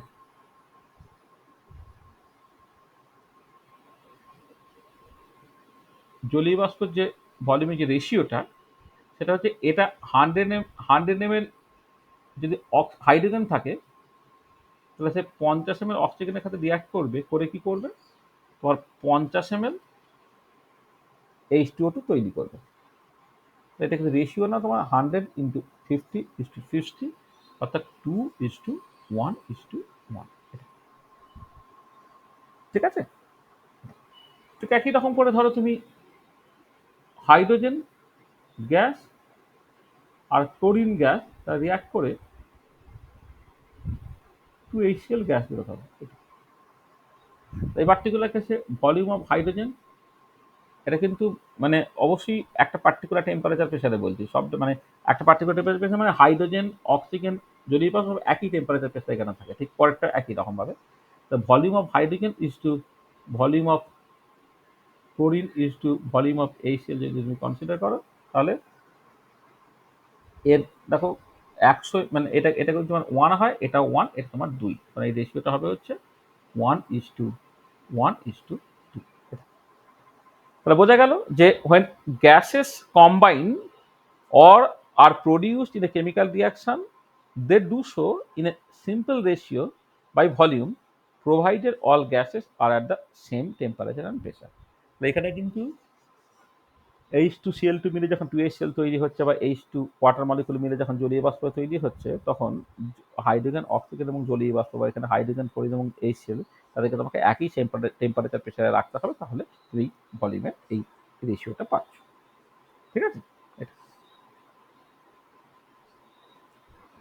হয়েছে, বোঝা গেল? ঠিক আছে তো এটা? হ্যাঁ হ্যাঁ আচ্ছা, নেক্সট হচ্ছে অ্যাভোগাড্রোস ল।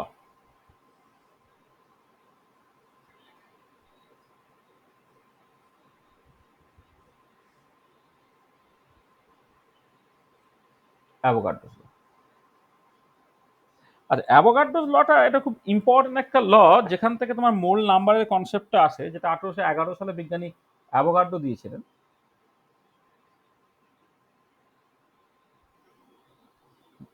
বিজ্ঞানী অ্যাভোগাড্রো দিয়েছিলেন। তিনি কি বলেছিলেন, ধরো দুটো গ্যাস তারা যদি একই চাপ এবং তাপমাত্রায় থাকে, তাহলে equal volume contain equal number of molecules. তা এই লটা তিনি যেটা বললেন সেটা হচ্ছে যে ইকুয়াল ভলিউম, আচ্ছা তার আগে একটা পার্টিকুলার টেম্পারেচার এন্ড প্রেসার, এটা বলে দিই। একটা particular temperature and pressure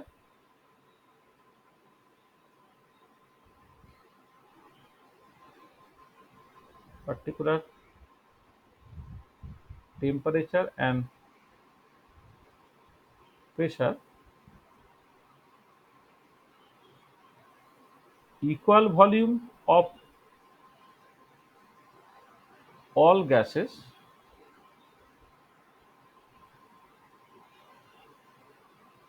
contains equal number of molecules. তাহলে at a particular temperature and pressure equal volume of all gases contains equal number of molecules. এইটা ঠিক আছে। তাহলে এটা হচ্ছে অ্যাভোগাড্রোস ল, যে যদি তুমি দুটো গ্যাসকে নিয়েছো, একই চাপ এবং তাপমাত্রায় রেখেছো, তাহলে কিন্তু equal volume contains equal number of molecules. মানে ধরো আমি অ্যাজ ফর এক্সাম্পল বলছি যে তোমার এনটিপিতে রেখে, ধরো এনটিপি, এনটিপি মানে হচ্ছে নর্মাল টেম্পারেচার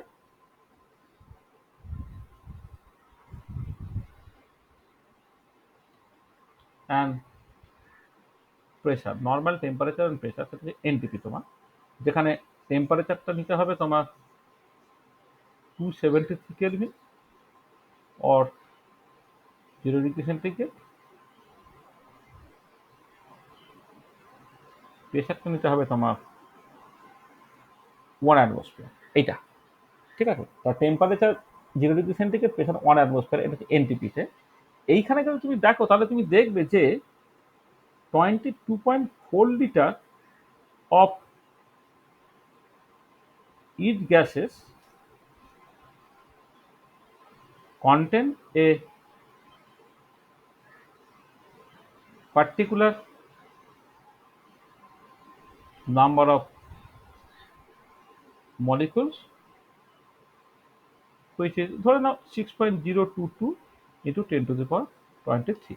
তাহলে 24 liter of each gas contain a particular number of molecules which is 6.022 into 10 to the power 23। তাহলে এই যে 6.022 into 10 to the power 23, এইটা হচ্ছে তোমার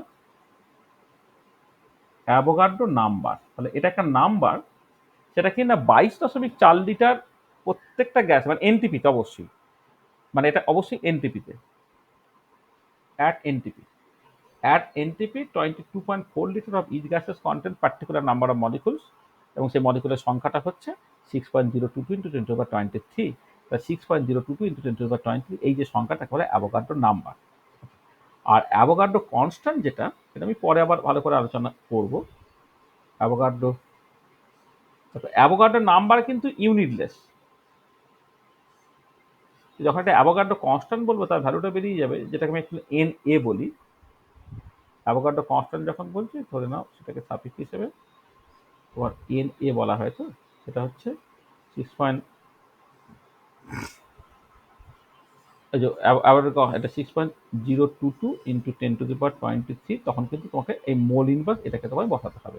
তাহলে অ্যাভোগাড্রো কনস্ট্যান্টের ইউনিট আছে কিন্তু অ্যাভোগাড্রো নাম্বারের ইউনিট নেই। এটা তাহলে এই যে যদি এমন হয় যে এ পার্টিকুলার অ্যামাউন্ট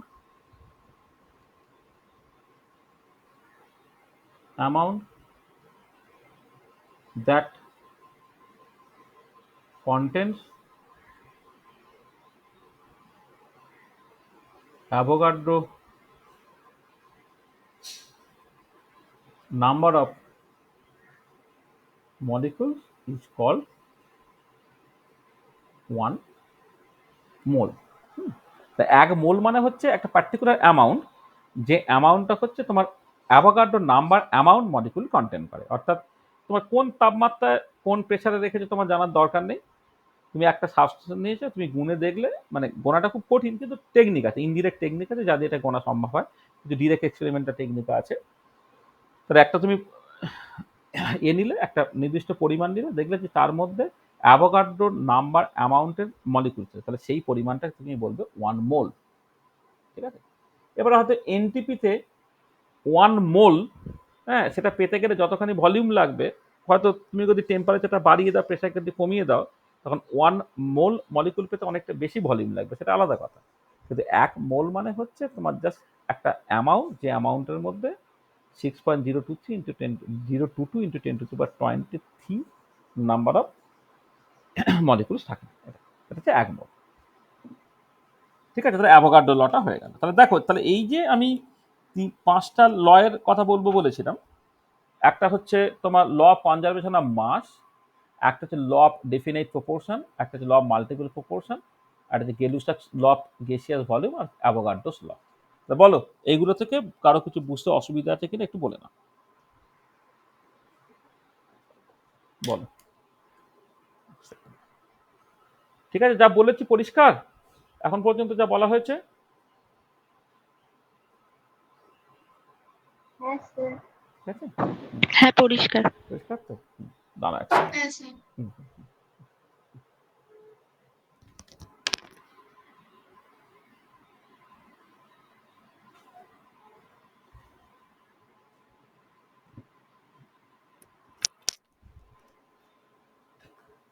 বলো, কারো যদি কিছু ডাউট টাউট থাকে বলে না, একটুখানি পজ নাও, পজ নিয়ে কারো যদি কিছু ডাউট থাকে বলে না, সহজ জিনিস সব।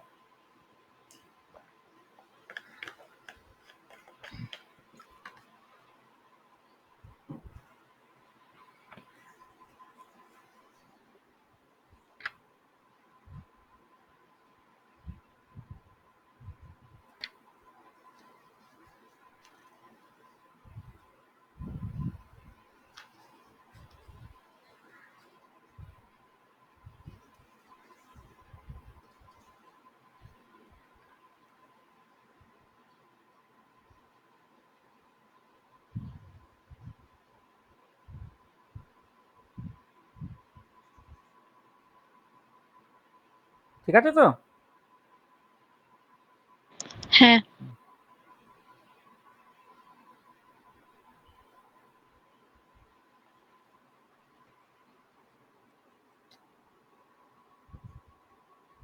আচ্ছা, আর একটা ল আছে যেটা কিছু কিছু বইয়ে এই ল অফ কেমিক্যাল কম্বিনেশনের মধ্যে ধরে, আবার কিছু কিছু বইয়ে ল অফ কেমিক্যাল কম্বিনেশনের মধ্যে ধরে না। আমার সেইটা একটা এখানে বলে নিই, যেটা বাংলায় বলা হয় মিথনুপাত সূত্র।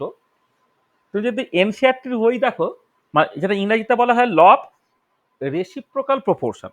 ঠিক আছে, ল অফ রেসিপ্রোকাল প্রপোর্শন, এই যে লটা, এই ল অফ রেসিপ্রোকাল প্রপোর্শনটা সামহাউ দেখবি এনসিআরটির বইয়ে ধরেনি, কিন্তু আবার যদি ছায়া প্রকাশনী বা ইত্যাদির বই দেখো, তাহলে কিন্তু মিথনুপাত সূত্র বা ল অফ রেসিপ্রোকাল প্রপোর্শনটা আছে।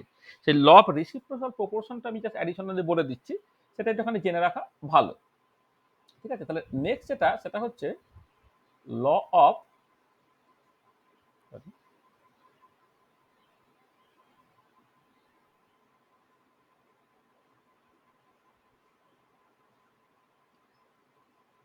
Reciprocal proportion.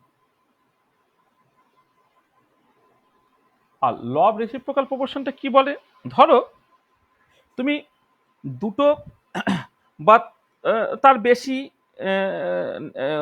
এলিমেন্ট তারা একে অপরের সাথে রিয়াক্ট করছে এবং অবভিয়াসলি তারা বিভিন্ন বিভিন্ন মাসে রিয়াক্ট করবে। হ্যাঁ, এবারে যেটা কথা হচ্ছে, ধরো আমি যেটা করলাম কি, যে ভিন্ন ভিন্ন ভরের দুই বা ততোধিক মৌল নির্দিষ্ট ভরের অপর একটা যৌগের সঙ্গে পৃথক পৃথক যুক্ত হয়ে যৌগ গঠন করলো।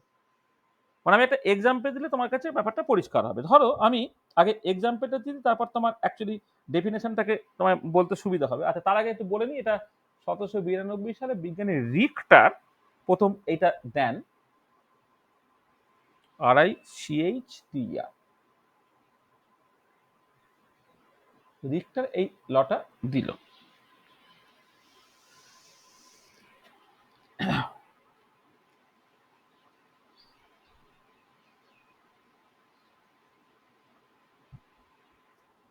ধরো আমি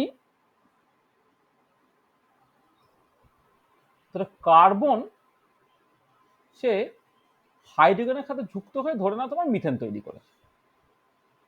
কার্বন হাইড্রোজেনের সাথে যুক্ত হয়ে মিথেন তৈরি করেছে, তাহলে ব্যালেন্স করলে C+2H2 মিলে CH4 তৈরি হবে। ঠিক আছে, তাহলে এই পার্টিকুলার কেসে তুমি দেখতে পাচ্ছ যে 4 গ্রাম হাইড্রোজেন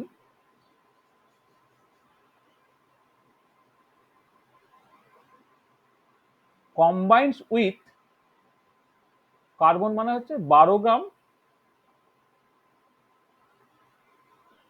কার্বন। তাহলে 4 গ্রাম hydrogen combines with 12 gram carbon, তাহলে এখান থেকে তাহলে 1 গ্রাম হাইড্রোজেন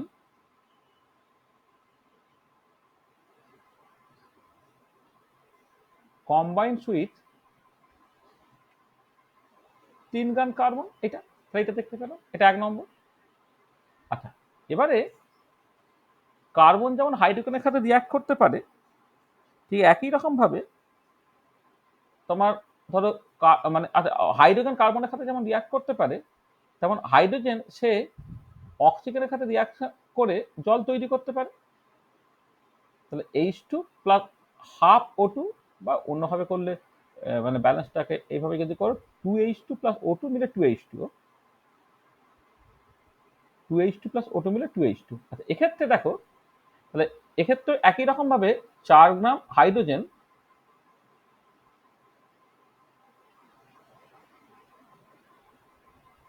কম্বাইন্স উইথ 16 দুগুণে 32 গ্রাম অক্সিজেন। তাহলে এক্ষেত্রে যদি 1 গ্রাম দেখো, 1 গ্রাম হাইড্রোজেন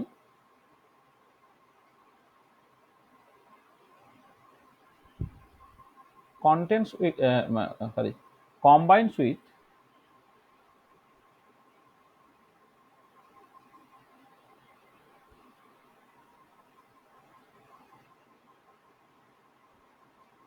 with 8 গ্রাম অক্সিজেন। এটা আচ্ছা, এবারে তাহলে হাইড্রোজেন কার্বনের সাথে যুক্ত হয়েছে, হাইড্রোজেন অক্সিজেনের সাথে যুক্ত হয়েছে। এবার কার্বন আর অক্সিজেন ধরো রিয়াক্ট করছে, তাহলে কার্বন এবং অক্সিজেন তারা রিয়াক্ট করে ধরে নাও তোমার কার্বন ডাইঅক্সাইড তৈরি করলো। এটা তাহলে দেখো, এবারে এখানে যেটা হচ্ছে যে in carbon dioxide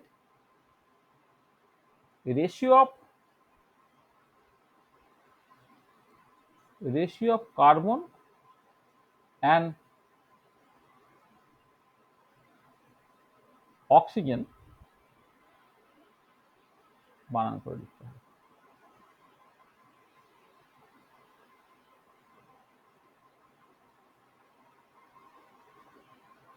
and oxygen এটা কত হবে? দেখো, CO2 ক্ষেত্রে কার্বন 12 গ্রাম, তার সাথে যুক্ত হচ্ছে অক্সিজেন তোমার 32 গ্রাম। এইটা তাই এই রেশিওটা কত হচ্ছে দেখো, 3:8 হচ্ছে। তার মানে কি না, কোন একটা কম্পাউন্ড অন্য দুটো ডিফারেন্ট কম্পাউন্ডের সাথে যুক্ত হয়ে কম্পাউন্ড তৈরি করছে, এবং একটা নির্দিষ্ট পরিমাণ ওই কম্পাউন্ডের সাথে অন্য যে নির্দিষ্ট পরিমাণ ওই এলিমেন্টের সাথে অন্য এলিমেন্টটা ঠিক কতটা পরিমাণ যুক্ত হয়েছে তাদের একটা তুমি রেশিও নিচ্ছ। এটা এবং দেখতে পাচ্ছ যে ওই এলিমেন্টগুলো যখন নিজেদের মধ্যে রিয়াক্ট করবে তখন কিন্তু এক্স্যাক্টলি ওই রেশিওটাই মেনটেন করবে। দেখো এখানে হাইড্রোজেন কার্বনের সাথে যুক্ত হচ্ছে, সেখানে তোমার হাইড্রোজেন এবং কার্বনের রেশিওটা তোমার 1:3, মানে এখানে কিন্তু তুমি কার্বনের হাইড্রোজেনের রেশিও ইস টু কার্বনের রেশিও করে সেটা হচ্ছে 1:3। আর হাইড্রোজেন অক্সিজেন যখন যুক্ত হয়ে জল তৈরি করছে সেখানে তোমার হাইড্রোজেনের রেশিও ইন্টু অক্সিজেনের রেশিওগুলো থেকে 1:8। এবারে কার্বন এবং অক্সিজেন যখন রিয়াক্ট করে কার্বন ডাইঅক্সাইড তৈরি করছে তখন কিন্তু এই রেশিওটা মেনটেন করছে। দেখো এই যে 3:8, বা তার কোনো একটা সরল গুণিতকও সেটা হতে পারে, বা তার মানে এক্স্যাক্টলি এটা নাও হতে পারে। অর্থাৎ কার্বন মনোক্সাইড যখন তুমি করবে তার একটা তোমার সরল গুণিতক, হ্যাঁ, বা সিম্পল মাল্টিপলও এটা থাকতে পারে। তার মানে আমি লয়ের স্টেটমেন্টটা এখন আমি কিভাবে বলছি,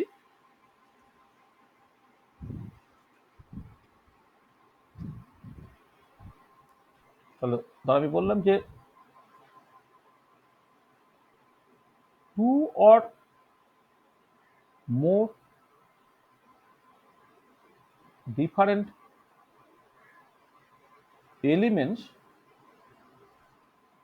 can আচ্ছা ডিফারেন্ট মাসটা আগে লিখে নিই। Different masses of 2 or more different elements can combine to the fixed mass of a particular element। তাহলে প্রথমে কি হলো, different masses of 2 or more different elements can combine to the fixed mass of a particular element। এইটা আচ্ছা, এবারে when those elements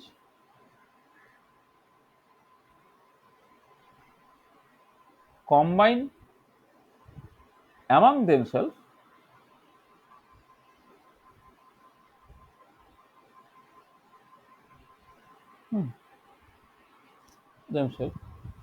then the ratio of these elements in the new compound will be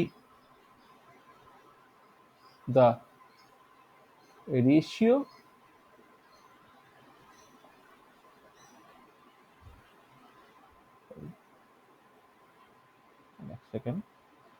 language ঠিক করে নি, different masses of 2 or more different elements can combine to the fixed mass of a particular element with a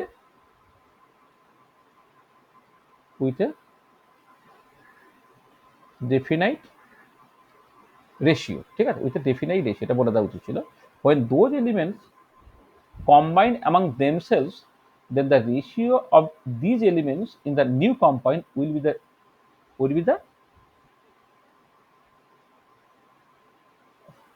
be the previous ratio or some simple multiple of that ratio। তো দেখো, তো যে এক্সাম্পলটা আমি এখানে বললাম যে তোমার নির্দিষ্ট পরিমাণ হাইড্রোজেনের সাথে কার্বন আর নির্দিষ্ট পরিমাণ হাইড্রোজেনের সাথে অক্সিজেন রিয়াক্ট করেছে। এই যে different masses of carbon and oxygen, এখানে এই different masses of 2 or more different element, এখানে কার্বন এবং অক্সিজেন তাদের ডিফারেন্ট মাস নির্দিষ্ট পরিমাণ হাইড্রোজেনের সাথে রিয়াক্ট করেছে এবং একটা রেশিও মেনটেন করেছে। এবারে যখন এই কার্বন এবং অক্সিজেন অর্থাৎ এই এলিমেন্টগুলো নিজেদের মধ্যে তৈরি হয়ে মানে কম্বাইন করে কম্পাউন্ড তৈরি করবে, তো ওই কম্পাউন্ডে ওই এলিমেন্টগুলোর রেশিওটা হবে আইদার আগের রেশিওটা সমান অথবা তার কোনো সরল বা সিম্পল মাল্টিপল। ঠিক আছে, এটা তাহলে এইটাকে বলা হচ্ছে মিথনুপাত সূত্র বা ল অফ রেসিপ্রোকাল প্রপোর্শন। এটা জানি না এনসিইআরটির বইয়ে এই ল অফ রেসিপ্রোকাল প্রপোর্শন বা মিথনুপাত সূত্রটাকে কেন উল্লেখ করেনি, কিন্তু এটা উল্লেখ করা উচিত ছিল আর কি। তাহলে আমি যদি মানে এনসিইআরটির বইটাকে ফলো করে বলি, তাহলে তুমি বেসিক্যালি ল অফ কম্বিনেশনে 5টা ল ওখানে আছে। Law of conservation of mass আছে, ল অফ ডেফিনাইট প্রপোর্শন আছে, ল অফ মাল্টিপল প্রপোর্শন আছে, গেলুসাক্স গ্যাস আয়তন সূত্র আছে, আর অ্যাভোগাড্রোর ল আছে। আর একটা অ্যাডিশনাল ল যেটা দেখবে তোমার অন্যান্য বই আছে, যেটা হচ্ছে তোমার ল অফ মানে মিথনাপাত সূত্র বা ল অফ রেসিপ্রোকাল প্রপোর্শন, যেটা বিজ্ঞানী রিক্টারের দেওয়া। তাহলে মিথনাপাত সূত্র এটা বোঝা গেল? ঠিক আছে, ঠিক আছে তো? হ্যাঁ হুম, ঠিক আছে। আচ্ছা আচ্ছা আচ্ছা, নেক্সট যে জিনিসটা আমাদের করতে হবে সেটা হচ্ছে যে তুমি আস্তে আস্তে এই যে ল অফ কেমিক্যাল কম্বিনেশনস, এইগুলোকে ঠিক ঠিক করে বুঝতে গেলে যে প্রিমিটিভ প্রিন্সিপালের উপরে বেশ করে মানুষ প্রথমে এটা বোঝার চেষ্টা করেছিল, সেটা হচ্ছে ডাল্টনস অ্যাটমিক থিওরি, ডাল্টনস পরমাণুবাদ বা ডাল্টনস অ্যাটমিক থিওরি। আচ্ছা, ডাল্টন যেটা বললেন যে যখন কোনো একটা কম্পাউন্ডকে তুমি ভাঙছো বা কোনো একটা ম্যাটার বা কোনো একটা স্পিসিস যখন তুমি কনসিডার করছো, সেটাকে ভাঙতে ভাঙতে ভাঙতে ভাঙতে সবচেয়ে ছোট যে জায়গাটা গিয়ে তুমি পৌঁছাতে পারবে সেটা বেসিক্যালি তোমার পরমাণু বা অ্যাটম। ঠিক আছে, তাহলে তিনি এটা বললেন যে যে কোনো একটা matter actually consist of indivisible atom, মানে সেই অ্যাটমকে আর তুমি ভাঙতে পারো না। যদিও পরবর্তীকালে অ্যাটমকেও ভাঙা সম্ভব হয়েছে, সেখান থেকে নিউক্লিয়াস পাওয়া গেছে, আউটার মোস্ট ইলেকট্রন পাওয়া গেছে, সেই নিউক্লিয়াসের মধ্যে আবার প্রোটন নিউট্রন আছে, সেসব দেখতে পাওয়া গেছে। কিন্তু তোমার ডাল্টনসের যে পরমাণুবাদ, সেখানে অ্যাটমটাই লেটেস্ট, পরমাণুটাই শেষ, সেটাকে আর ভাঙা যায় না। ডাল্টনস অ্যাটমিক থিওরিতে যে ইম্পর্টেন্ট ফিচার্সগুলো আছে সেগুলো হচ্ছে যে প্রথমেই হচ্ছে ম্যাটার কনসিস্ট অফ ইনডিভিজিবল অ্যাটমস, সেটা প্রথম বুঝতে হবে। Matter consist of atoms which are indivisible, consist of atoms which are indivisible। এরপর matter consist of atoms which are indivisible, এটা প্রথম তোমাকে জানতে হবে। আর এবারে একই এলিমেন্ট যদি তুমি কনসিডার করো, তার যে অ্যাটমগুলো আছে তাদের ওজন এবং তাদের প্রপার্টিগুলো সব একই রকমের। ধরো হাইড্রোজেন মলিকুল তুমি কনসিডার করছো, তাহলে হাইড্রোজেন মলিকুলের যে সমস্ত অ্যাটমসগুলো আছে তাদের সব প্রপার্টিগুলো একই রকমের, তাদের মাস সব একই রকমের, তাদের ফিজিক্যাল বা কেমিক্যাল প্রপার্টিসগুলো একই রকমের। কিন্তু ডিফারেন্ট এলিমেন্ট যদি তুমি কনসিডার করো, একটা হাইড্রোজেন কনসিডার করছো, একটা অক্সিজেন কনসিডার করছো, হাইড্রোজেনের অ্যাটমগুলো আর অক্সিজেনের অ্যাটমগুলো কিন্তু আলাদা আলাদা। তাহলে all atoms of a given element, atoms in a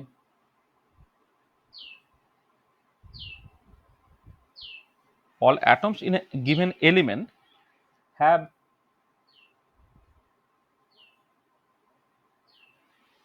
identical properties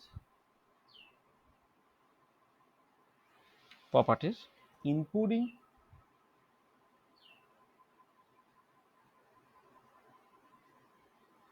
identical mass, এটা but atoms of different elements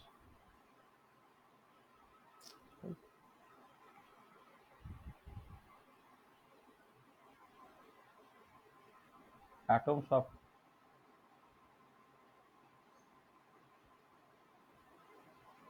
different elements are have different properties।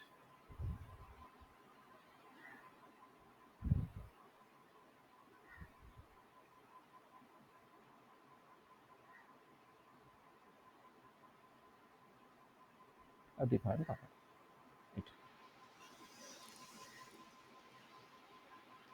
আচ্ছা, এবারে কম্পাউন্ড কখন তৈরি হচ্ছে?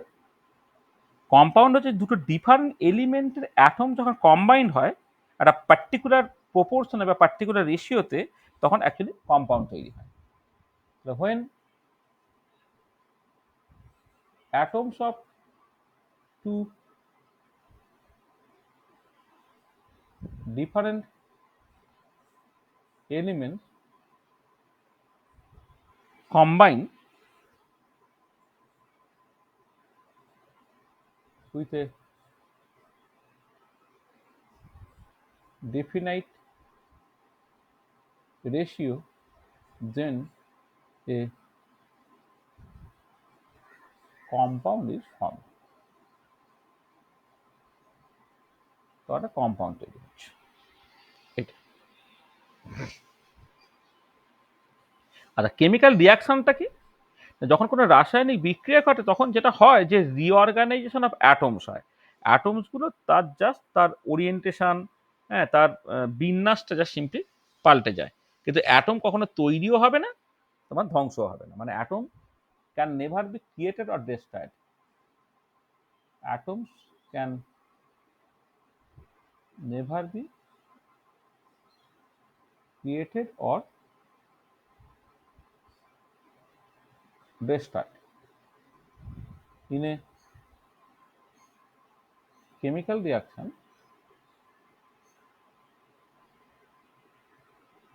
Atoms are reorganized to form new compounds. এটা ঠিক আছে। তো দেখো এইগুলো হচ্ছে তোমার মূলত ডাল্টনসের যে পরমাণুবাদের যে মেন এসেন্সিয়াল যে ফিচার্সগুলো আর কি, সেটা হচ্ছে এই যে কোনো একটা ম্যাটার যখন তুমি কনসিডার করো সেটা অ্যাটমগুলো তৈরি, অ্যাটম দিয়ে তৈরি, যে অ্যাটমগুলো হচ্ছে তোমার ইনডিভিজিবল।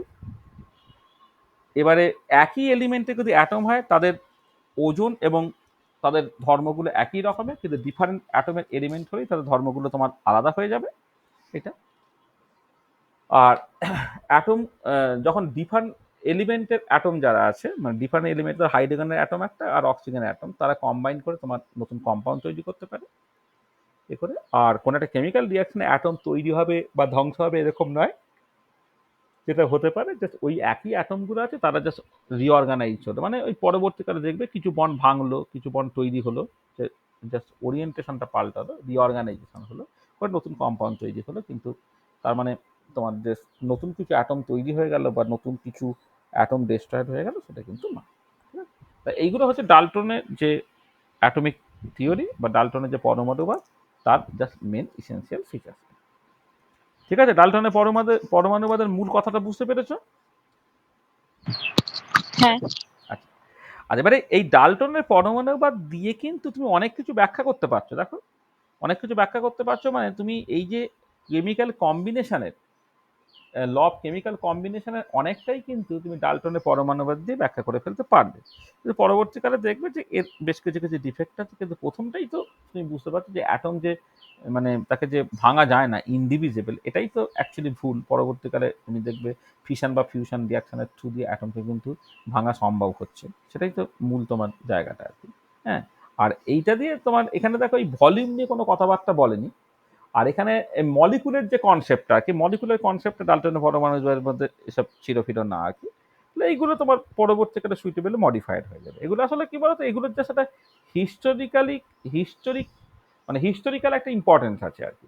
হ্যাঁ, এই ধরগুলো এগুলো পরবর্তীকালে যখন তুমি আরো মানে বন্ডিং এর বিভিন্ন তথ্য এসবগুলো যখন বুঝে যাবে, তখন দেখবে যে ডাল্টনস অ্যাটমিক থিওরি যেটা, সেটা হচ্ছে যে মডার্ন পার্সপেক্টিভে তুমি অ্যাকচুয়ালি মানে যেরকম ভাবে কেমিক্যাল রিয়াকশনের কথা ভাববে, যেরকম ভাবে এলিমেন্টগুলো কম্বাইন করে কম্পাউন্ড হতে যেভাবে ভাববে আর কি, সেই ভাবাটা তোমার কাছে যদি পরিষ্কার হয়ে যায়, তাহলে ডাল্টনের যে পরমাণুবাদ বা ডাল্টনের যে অ্যাটমিক থিওরিতে সেখানে নতুন কোনো কথা বলেনি, বরং তার অনেক বেশি লিমিটেশনস আছে। সেই লিমিটেশনসগুলো মানে সে সময়ের রেসপেক্টে সময়ের সাথে সাথে কিন্তু পরিবর্তিত হয়ে গেছে। হ্যাঁ, এটা তোমার মাথায় রাখতে হবে। ঠিক আছে, তো বোঝা গেল এই জায়গাটা, ডাল্টনস অ্যাটমিক থিওরি। হ্যাঁ। ঠিক আছে তো? আচ্ছা, হ্যাঁ, হ্যাঁ। ঠিক আছে। আচ্ছা, এবারে তুমি এসো দু একটা ইম্পর্টেন্ট জিনিসে, দু একটা এই যে সব বেসিক কনসেপ্ট নিয়ে তো কথাবার্তা হচ্ছে, আমরা এবারে কিছু বেসিক কনসেপ্টে আসছি। তাহলে দেখো, মাস কাকে বলে একটুখানি দেখে নিতে হয়। হ্যাঁ, দেখো মাস এমনি, দেখো এর কিন্তু অনেক রকমের ফিজিসিস্টরা অনেক কঠিন কঠিন তোমার ডেফিনেশন দেয়। আমরা তো কঠিন ডেফিনেশনের মধ্যে যাব না। হ্যাঁ, আমরা জাস্ট মাস বলতে বুঝবো যে কোনো একটা মানে সাবস্টেন্সে কতখানি ম্যাটার আছে, কতখানি পদার্থ আছে, সেটাকেই জাস্ট মাস বলা হবে। তাহলে মাসটাকে জাস্ট বলা হবে যে mass of a substance of a is the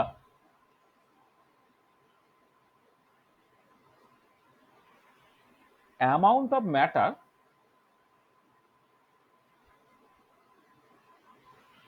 present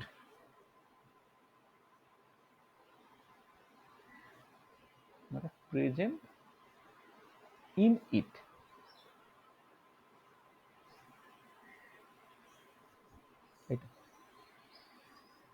এটা যে mass of a substance is the amount of matter present in it. আচ্ছা, এর এসআই ইউনিট কি হবে তাহলে? এসআই ইউনিট হচ্ছে তোমার কেজি, আর সিজিএস ইউনিট হচ্ছে তোমার গ্রাম। এছাড়া আরো অনেক কনভেনশনাল ইউনিট তোমার আছে। আচ্ছা, হোয়ারএজ তুমি যখন ওয়েট কনসিডার করছো, ওয়েট, আমি এক জায়গায় ওয়েট লিখতে গিয়ে পাল্টে গিয়ে ওটা আবার মাস লিখলাম। আচ্ছা, ওয়েট হচ্ছে যে ধরো কোনো একটা মাস আছে, এবারে সেটা পৃথিবীতে আছে বা কোনো একটা স্টারে আছে বা চাঁদে আছে। পৃথিবী বা চাঁদ তার একটা গ্র্যাভিটি আছে, হ্যাঁ, অভিকর্ষ বল আছে। সেই যতখানি অভিকর্ষ বল দিয়ে অ্যাকচুয়ালি তোমার ওই মাসটাকে টানা হচ্ছে আর কি, সেটাই হচ্ছে তার ওয়েট। তাহলে weight is the force exerted by gravity on an object. তাহলে ওয়েট হচ্ছে this is the force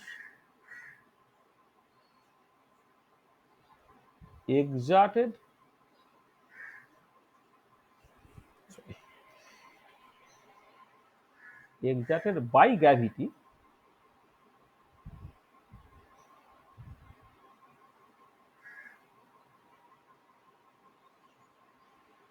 gravity on an object। তাহলে এর এটা ফোর্স, মানে এর যদি তুমি ইউনিট ধরো, এসআই ইউনিট, সেটা তোমার নিউটন, বা সিজিএস ইউনিট করলে এটা তোমার হচ্ছে ডাইন। মানে বেসিক্যালি ধরো ধরো যদি এমন হতো এম হচ্ছে তোমার মাস হয়,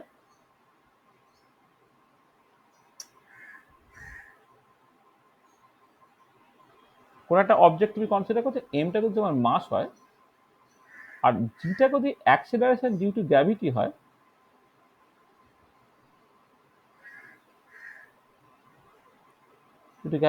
তাহলে ওয়েট ডব্লিউটাকে তুমি জাস্ট লিখবে এম ইন্টু জি, এম ইন্টু জি। তাহলে এটা হচ্ছে ওয়েট এবং মাসের মধ্যে সম্পর্ক। তাহলে মাস আছে বলে ওয়েট আছে, এটা কিন্তু দেখো মাসটা সবসময় থাকবে। মাসটা হচ্ছে পদার্থের স্বকীয় ধর্ম, হ্যাঁ, মানে মাসটা হচ্ছে তার তার ইনহেরেন্ট ধর্ম।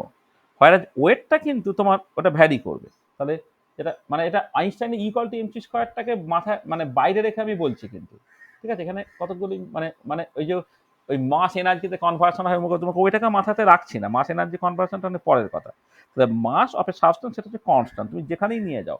এখানে একটা সাবস্টেন্স তার যা মাস আছে, তুমি এটা চাঁদে নিয়ে যাও, তার মাসটা কিন্তু এক্স্যাক্টলি একই থাকবে, কিন্তু ওয়েটটা পাল্টে যাবে। চাঁদের গ্র্যাভিটি যেহেতু পৃথিবীর থেকে 6 ভাগের 1 ভাগ হয়ে যাচ্ছে, চাঁদে গিয়ে কিন্তু তার অ্যাকচুয়ালি ওয়েটটা পাল্টে যাবে, ঠিক আছে।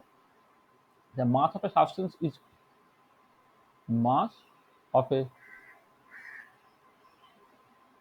সাবস্টেন্স is constant,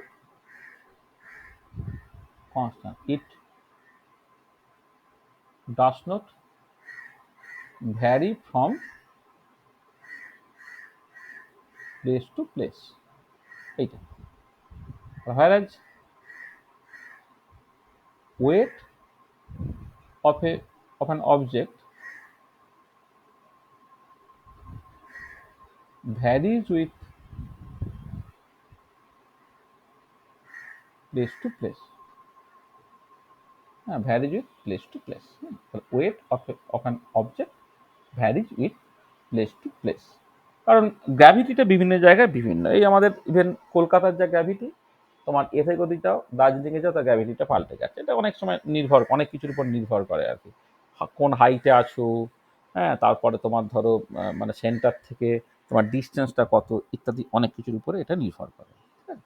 তাহলে মাস ওয়েট এবং মাস ওয়েটের মধ্যে যে সম্পর্ক এবং যে তফাৎ, সেটা তুমি বুঝতে পারবে। ঠিক আছে, অসুবিধা নেই? কি অসুবিধা আছে? না। খুব সহজ সহজ জিনিসগুলো একটুখানি বলে নিই, তারপর আস্তে আস্তে আমি কঠিন কঠিন জিনিসে ঢুকবো। এগুলো সব জানো তোমরা, তবে একটুখানি বলে নেওয়ার দরকার পড়ে। আচ্ছা, নেক্সট চলে আসে ভলিউম। ভলিউমটা হচ্ছে, volume is the amount of speech occupied by a substance. Volume is the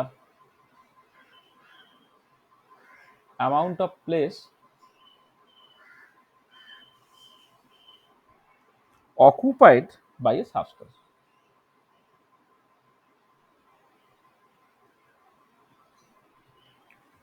এটা তো, তার যদি তুমি এসআই ইউনিট দেখো, সেটা মিটার কিউব। সিজিএস ইউনিট হচ্ছে সেন্টিমিটার কিউব। একটা কনভেনশনাল ইউনিট, যেটা এসআইও ব্যবহার করতে পারো, কনভেনশনাল ইউনিট হচ্ছে তোমার লিটার। হ্যাঁ, এখানে 1 লিটার মানে হচ্ছে 10⁻³ সেন্টিমিটার কিউব, অথবা 10⁻³ ml, 1000 ml।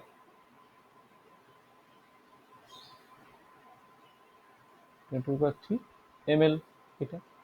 হ্যাঁ, আচ্ছা, আবার এটা তোমার 1 ডেসিমিটার কিউবও তুমি বলতে পারো। ঠিক আছে, ভলিউমটা তোমার খুব ইম্পর্টেন্ট এটা।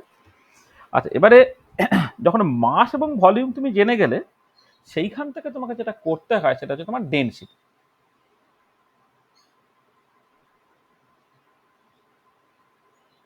ডেনসিটি হচ্ছে ratio of mass and volume, মানে পার ইউনিট ভলিউমে কতখানি মাস আছে। ঠিক আছে, তাহলে ডেনসিটি হচ্ছে মাস পার ইউনিট ভলিউম। তাহলে ডেনসিটি তুমি ডিফাইন করবে এইরকম ভাবে, ডেনসিটিটা হচ্ছে তুমি যে সাবস্টেন্সটাকে ঠিক তার মাস নাও ডিভাইডেড বাই তার ভলিউম নাও। ঠিক আছে, মাস বাই ডেনসিটি। যদি এসআই ইউনিট দেখো,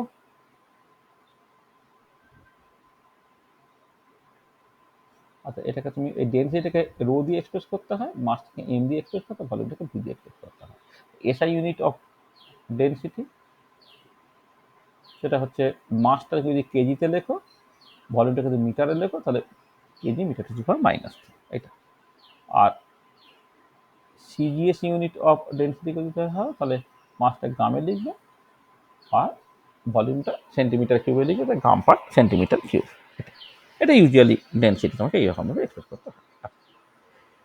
এবারে দেখো, তোমার জলের যে ডেনসিটি ইউজুয়ালি, সেটাকে ওই প্রায় 1 ধরে নেওয়া হয়। তার মানে যেটা ইম্পর্টেন্ট পয়েন্ট একটা এখানে বলে নিই, যে ডেনসিটি অফ ওয়াটার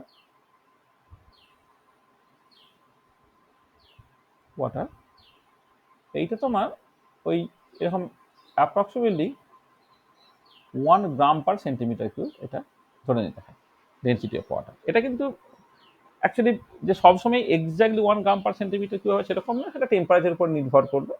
হ্যাঁ, টেম্পারেচার যদি চেঞ্জ করা হয়, তাহলে তার মতো করে ডেনসিটিটা কমবে বা বাড়বে, কারণ মাসটা একই থাকছে। ভলিউম টেম্পারেচার বাড়ালে তার ভলিউম বাড়তে পারে, বা কিছু কিছু জায়গা বা জলের ক্ষেত্রে স্পেশাল 0 থেকে 4 ডিগ্রি সেন্টিগ্রেড পর্যন্ত টেম্পারেচার বাড়াচ্ছে, তোমার ইভেন ভলিউমটা কমতেও পারে, কিন্তু ইউজুয়ালি ভলিউমটা বাড়ে। হ্যাঁ, তাহলে টেম্পারেচার যখন চেঞ্জ করবে, তখন ভলিউমটা চেঞ্জ হয়ে যাবে, মাসটা কিন্তু একই থেকে যাচ্ছে, কিন্তু মাস বাই ভলিউম অর্থাৎ ডেনসিটিটা তার মতো করে পাল্টে যাচ্ছে। আচ্ছা, এবারে এইখান থেকে লোকে যেটা করলো, যে স্পেসিফিক গ্র্যাভিটি বলে একটা কথা বললো, যদি ডেনসিটি অফ ওয়াটারকে তুমি 1 গ্রাম পার সেন্টিমিটার কিউব করে নাও, তাহলে সিজিএস এ ডেনসিটি এবং স্পেসিফিক গ্র্যাভিটি, তাদের নিউমেরিক্যাল ভ্যালুটা কিন্তু এক্স্যাক্টলি একই থাকে। তাহলে স্পেসিফিক গ্র্যাভিটি বলে একটা জিনিস এখানে একটুখানি বলে নেওয়া যাক, তার সঙ্গে ডেনসিটির খুব কাছাকাছি সম্পর্ক আছে। স্পেসিফিক গ্র্যাভিটি, ধরো তুমি একটা নির্দিষ্ট ভলিউমের করে একটা সাবস্টেন্স নিয়েছো, তার ওজন, আর হচ্ছে তুমি ওই ওই ভলিউমেরই জল নিয়ে তার ওজন, তাদেরকে রেশিওটা সেটা হচ্ছে স্পেসিফিক গ্র্যাভিটি। তাহলে এইটা বেসিক্যালি যে দিস ইজ দ্য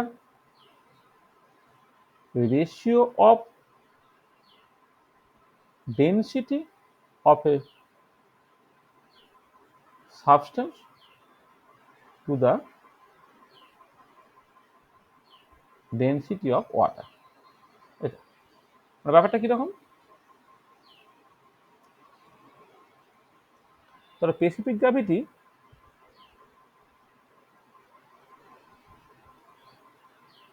আমরা ক্যাপিটাল এস দিয়ে এক্সপ্রেস করছি, তাহলে ডেনসিটি ফর দ্য, ধরো মানে অ্যাকচুয়ালি লিকুইড বললে ভুল হবে, এটা হচ্ছে তোমার ডেনসিটি অফ এ সাবস্টেন্স, কোনো একটা পার্টিকুলার সাবস্টেন্স তুমি ধরছো,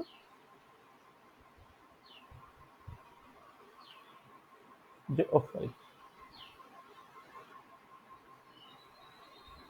যে কোনো একটা আরবিট্রারি সাবস্টেন্স তার density divided by density of water. এটা এই যে রেশিওটা সেটা হচ্ছে স্পেসিফিক গ্র্যাভিটি। আর এটাকে তুমি বলতে পারো ধরো এই mass of the substance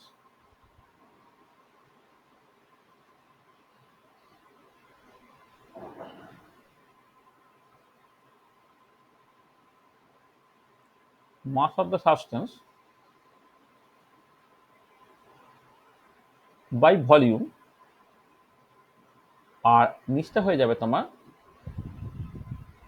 mass of water divided by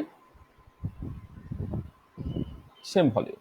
হ্যাঁ, mass of the substance by volume by mass of water by same volume, দুটো ভলিউম যদি সমান হয় তা mass of the substance by mass of water তোমার automatically হয়ে যাবে। আচ্ছা, এবারে জলের ক্ষেত্রে স্পেসিফিক গ্র্যাভিটি মাপা হয় স্পেসিফিক গ্র্যাভিটি বোতলে করে। ধরো তুমি একটা স্পেসিফিক গ্র্যাভিটি মানে যদি একটা লিকুইড কনসিডার করো, তাহলে লিকুইড যদি কনসিডার করো তার জন্য তোমার স্পেসিফিক গ্র্যাভিটি মাপা হয় একটা বোতল দিয়ে, যাকে বলা হচ্ছে স্পেসিফিক গ্র্যাভিটি বোতল। স্পেসিফিক গ্র্যাভিটি বোতলটা কেমন দেখতে হয়, একটুখানি মানে এটা মুখটা একটুখানি লম্বাটে হয়, পুরো বেশি একটা কলসির মতো আর কি, ছোট কলসির মতো। তো এটা একটা স্পেসিফিক গ্র্যাভিটি বোতল, এখানে একটা ঢাকনার মতো থাকে, যে ঢাকনাটা তোমার বেসিক্যালি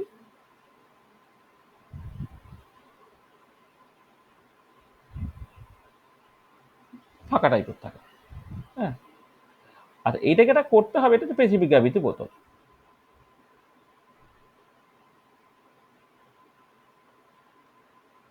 আচ্ছা, এই যে স্পেসিফিক গ্র্যাভিটি বোতল তার ভেতরে ভলিউমটা ফিক্সড, এই ভলিউমটা ধরে নাও ভি, এটা। এবারে তুমি যখন কোনো একটা আননোন লিকুইড তুমি কনসিডার করছো, যার ডেনসিটি তুমি ক্যালকুলেট করবে, তার জন্য কি করতে হবে তোমাকে, দেখো যেটা করতে হবে তোমাকে, density of this liquid divided by density of water. তো তার মানে এটা হচ্ছে, যদি এই কন্টেনারের ভলিউমটা তোমার ভি হয়, তাহলে দেখো মাস অফ লিকুইড বাই ওই ভিটা, mass of water by V, এটা mass of liquid by mass of water. দেখো এবারে মানে এই ভি ভি কেটে গেল, কারণ আমি যেটা করব সেটা হচ্ছে এই যে, ধরো তুমি এই মাসটা ক্যালকুলেট যখন করছো, যে মানে প্রথমে কোন একটা লিকুইড ভর্তি করে, আচ্ছা প্রথমে ফাঁকা অবস্থায় এই স্পেসিফিক গ্র্যাভিটি বোতলটার ওজন তুমি নিয়ে নিলে, মানে যখন জল বা লিকুইড কিছু ভর্তি করা হয়নি, তাহলে খালি অবস্থায় তুমি ওজন নিয়ে নিলে। আর এবারে একবার জল ভর্তি করে ওজন করলে, আর একবার হচ্ছে লিকুইডটাকে ভর্তি করে ওজন করলে, তাহলে মাস যেটা হচ্ছে এই লিকুইডটাকে ভর্তি করে ওজন করা বাই ফাঁকা অবস্থায় মাসটা ডিভাইডেড বাই মাস জল ভর্তি করে ওজন করা আর ফাঁকা অবস্থায় ওজনটা, এই যে এটাকে এইভাবে তুমি স্পেসিফিক গ্র্যাভিটিটা বের করে ফেলতে পারছো। মানে বেসিক্যালি এটা করতে হচ্ছে, ফাঁকা যে ড্রাই করে ফাঁকা যে স্পেসিফিক গ্র্যাভিটি বোতল তার ওজন নিয়ে না, ধরে না সেই ওজনটা হচ্ছে m0। m0টা হচ্ছে তোমার mass of the specific gravity বোতল, আর এমটা হচ্ছে মাস অফ স্পেসিফিক গ্র্যাভিটি বোতল filled with লিকুইড এইটা, আর আর এম এম লিকুইড, যেটা এম লিকুইডটা, আর এম H2টা হচ্ছে তোমার মাস অফ স্পেসিফিক গ্র্যাভিটি বোতল ফিল উইথ ওয়াটার। এটা তাহলে এইটা ক্যালকুলেট করে তুমি সেখান থেকে স্পেসিফিক গ্র্যাভিটিটাকে বের করে ফেলতে পারছো। আচ্ছা, স্পেসিফিক গ্র্যাভিটি ইউনিট কি হবে?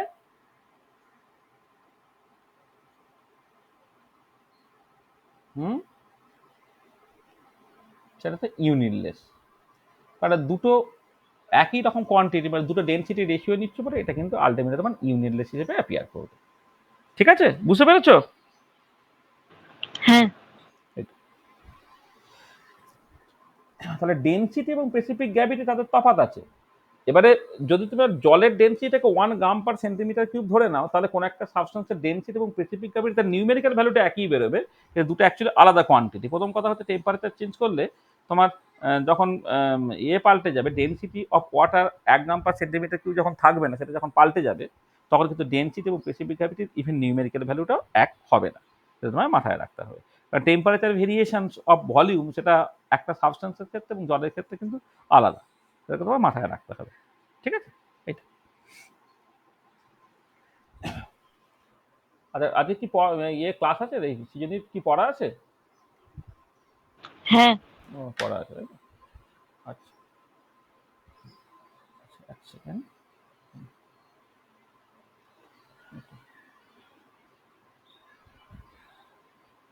কি হলো? Sorry, 1 minute.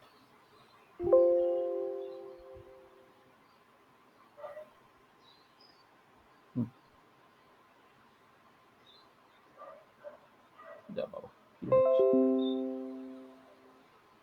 হ্যাঁ, আচ্ছা, এবারে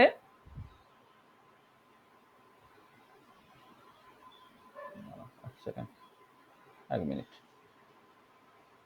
হয়ে গেল।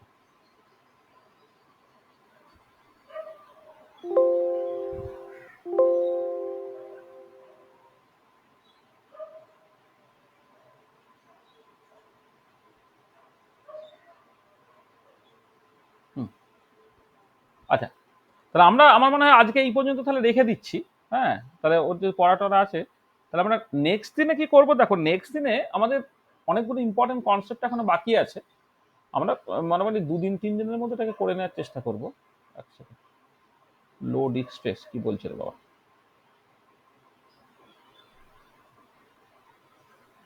দেখো, তোমার নেক্সট ক্লাসে আমরা যেটা করব, আচ্ছা, অনেকগুলো ইম্পর্টেন্ট কনসেপ্ট এবং কিছু ম্যাথামেটিক্যাল জায়গা আমাদের করতে হবে।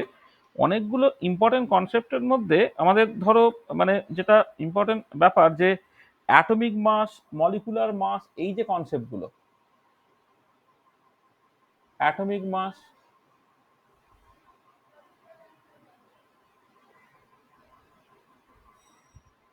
অ্যাটমিক মাস নিয়ে কথাবার্তা বলতে হবে, মলিকুলার মাস নিয়ে কথাবার্তা বলতে হবে, কোনো একটা মিক্সচারের ক্ষেত্রে অ্যাভারেজ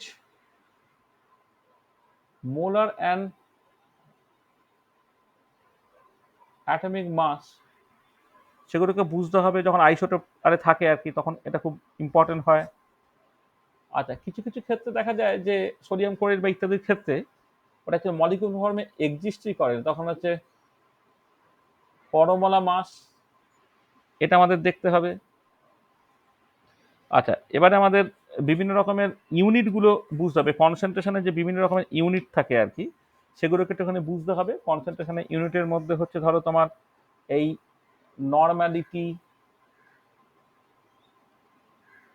মোলারিটি,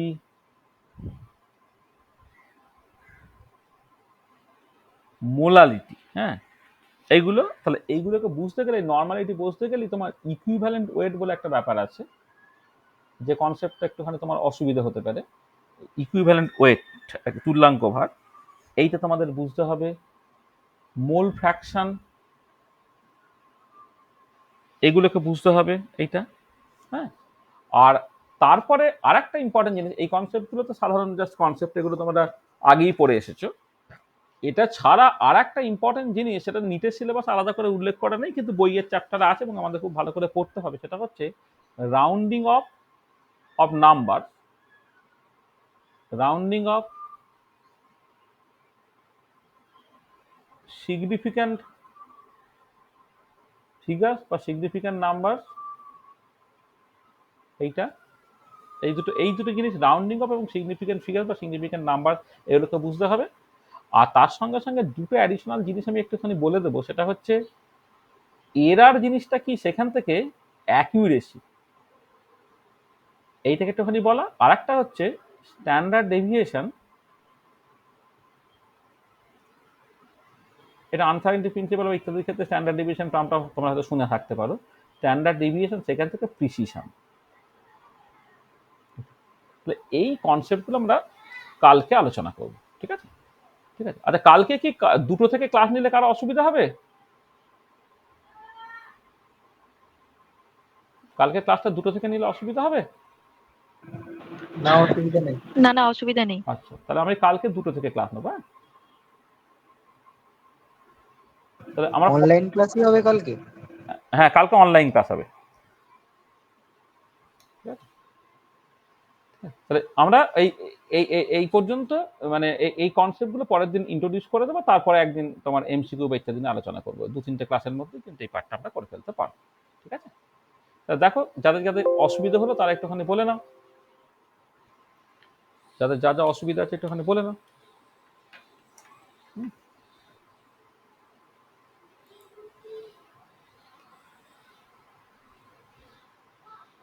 ঠিক আছে, তো কিছু বুঝতে অসুবিধা আছে? আগে তো কনসেপ্টগুলো খুব সহজ ছিল, কি কমরেড?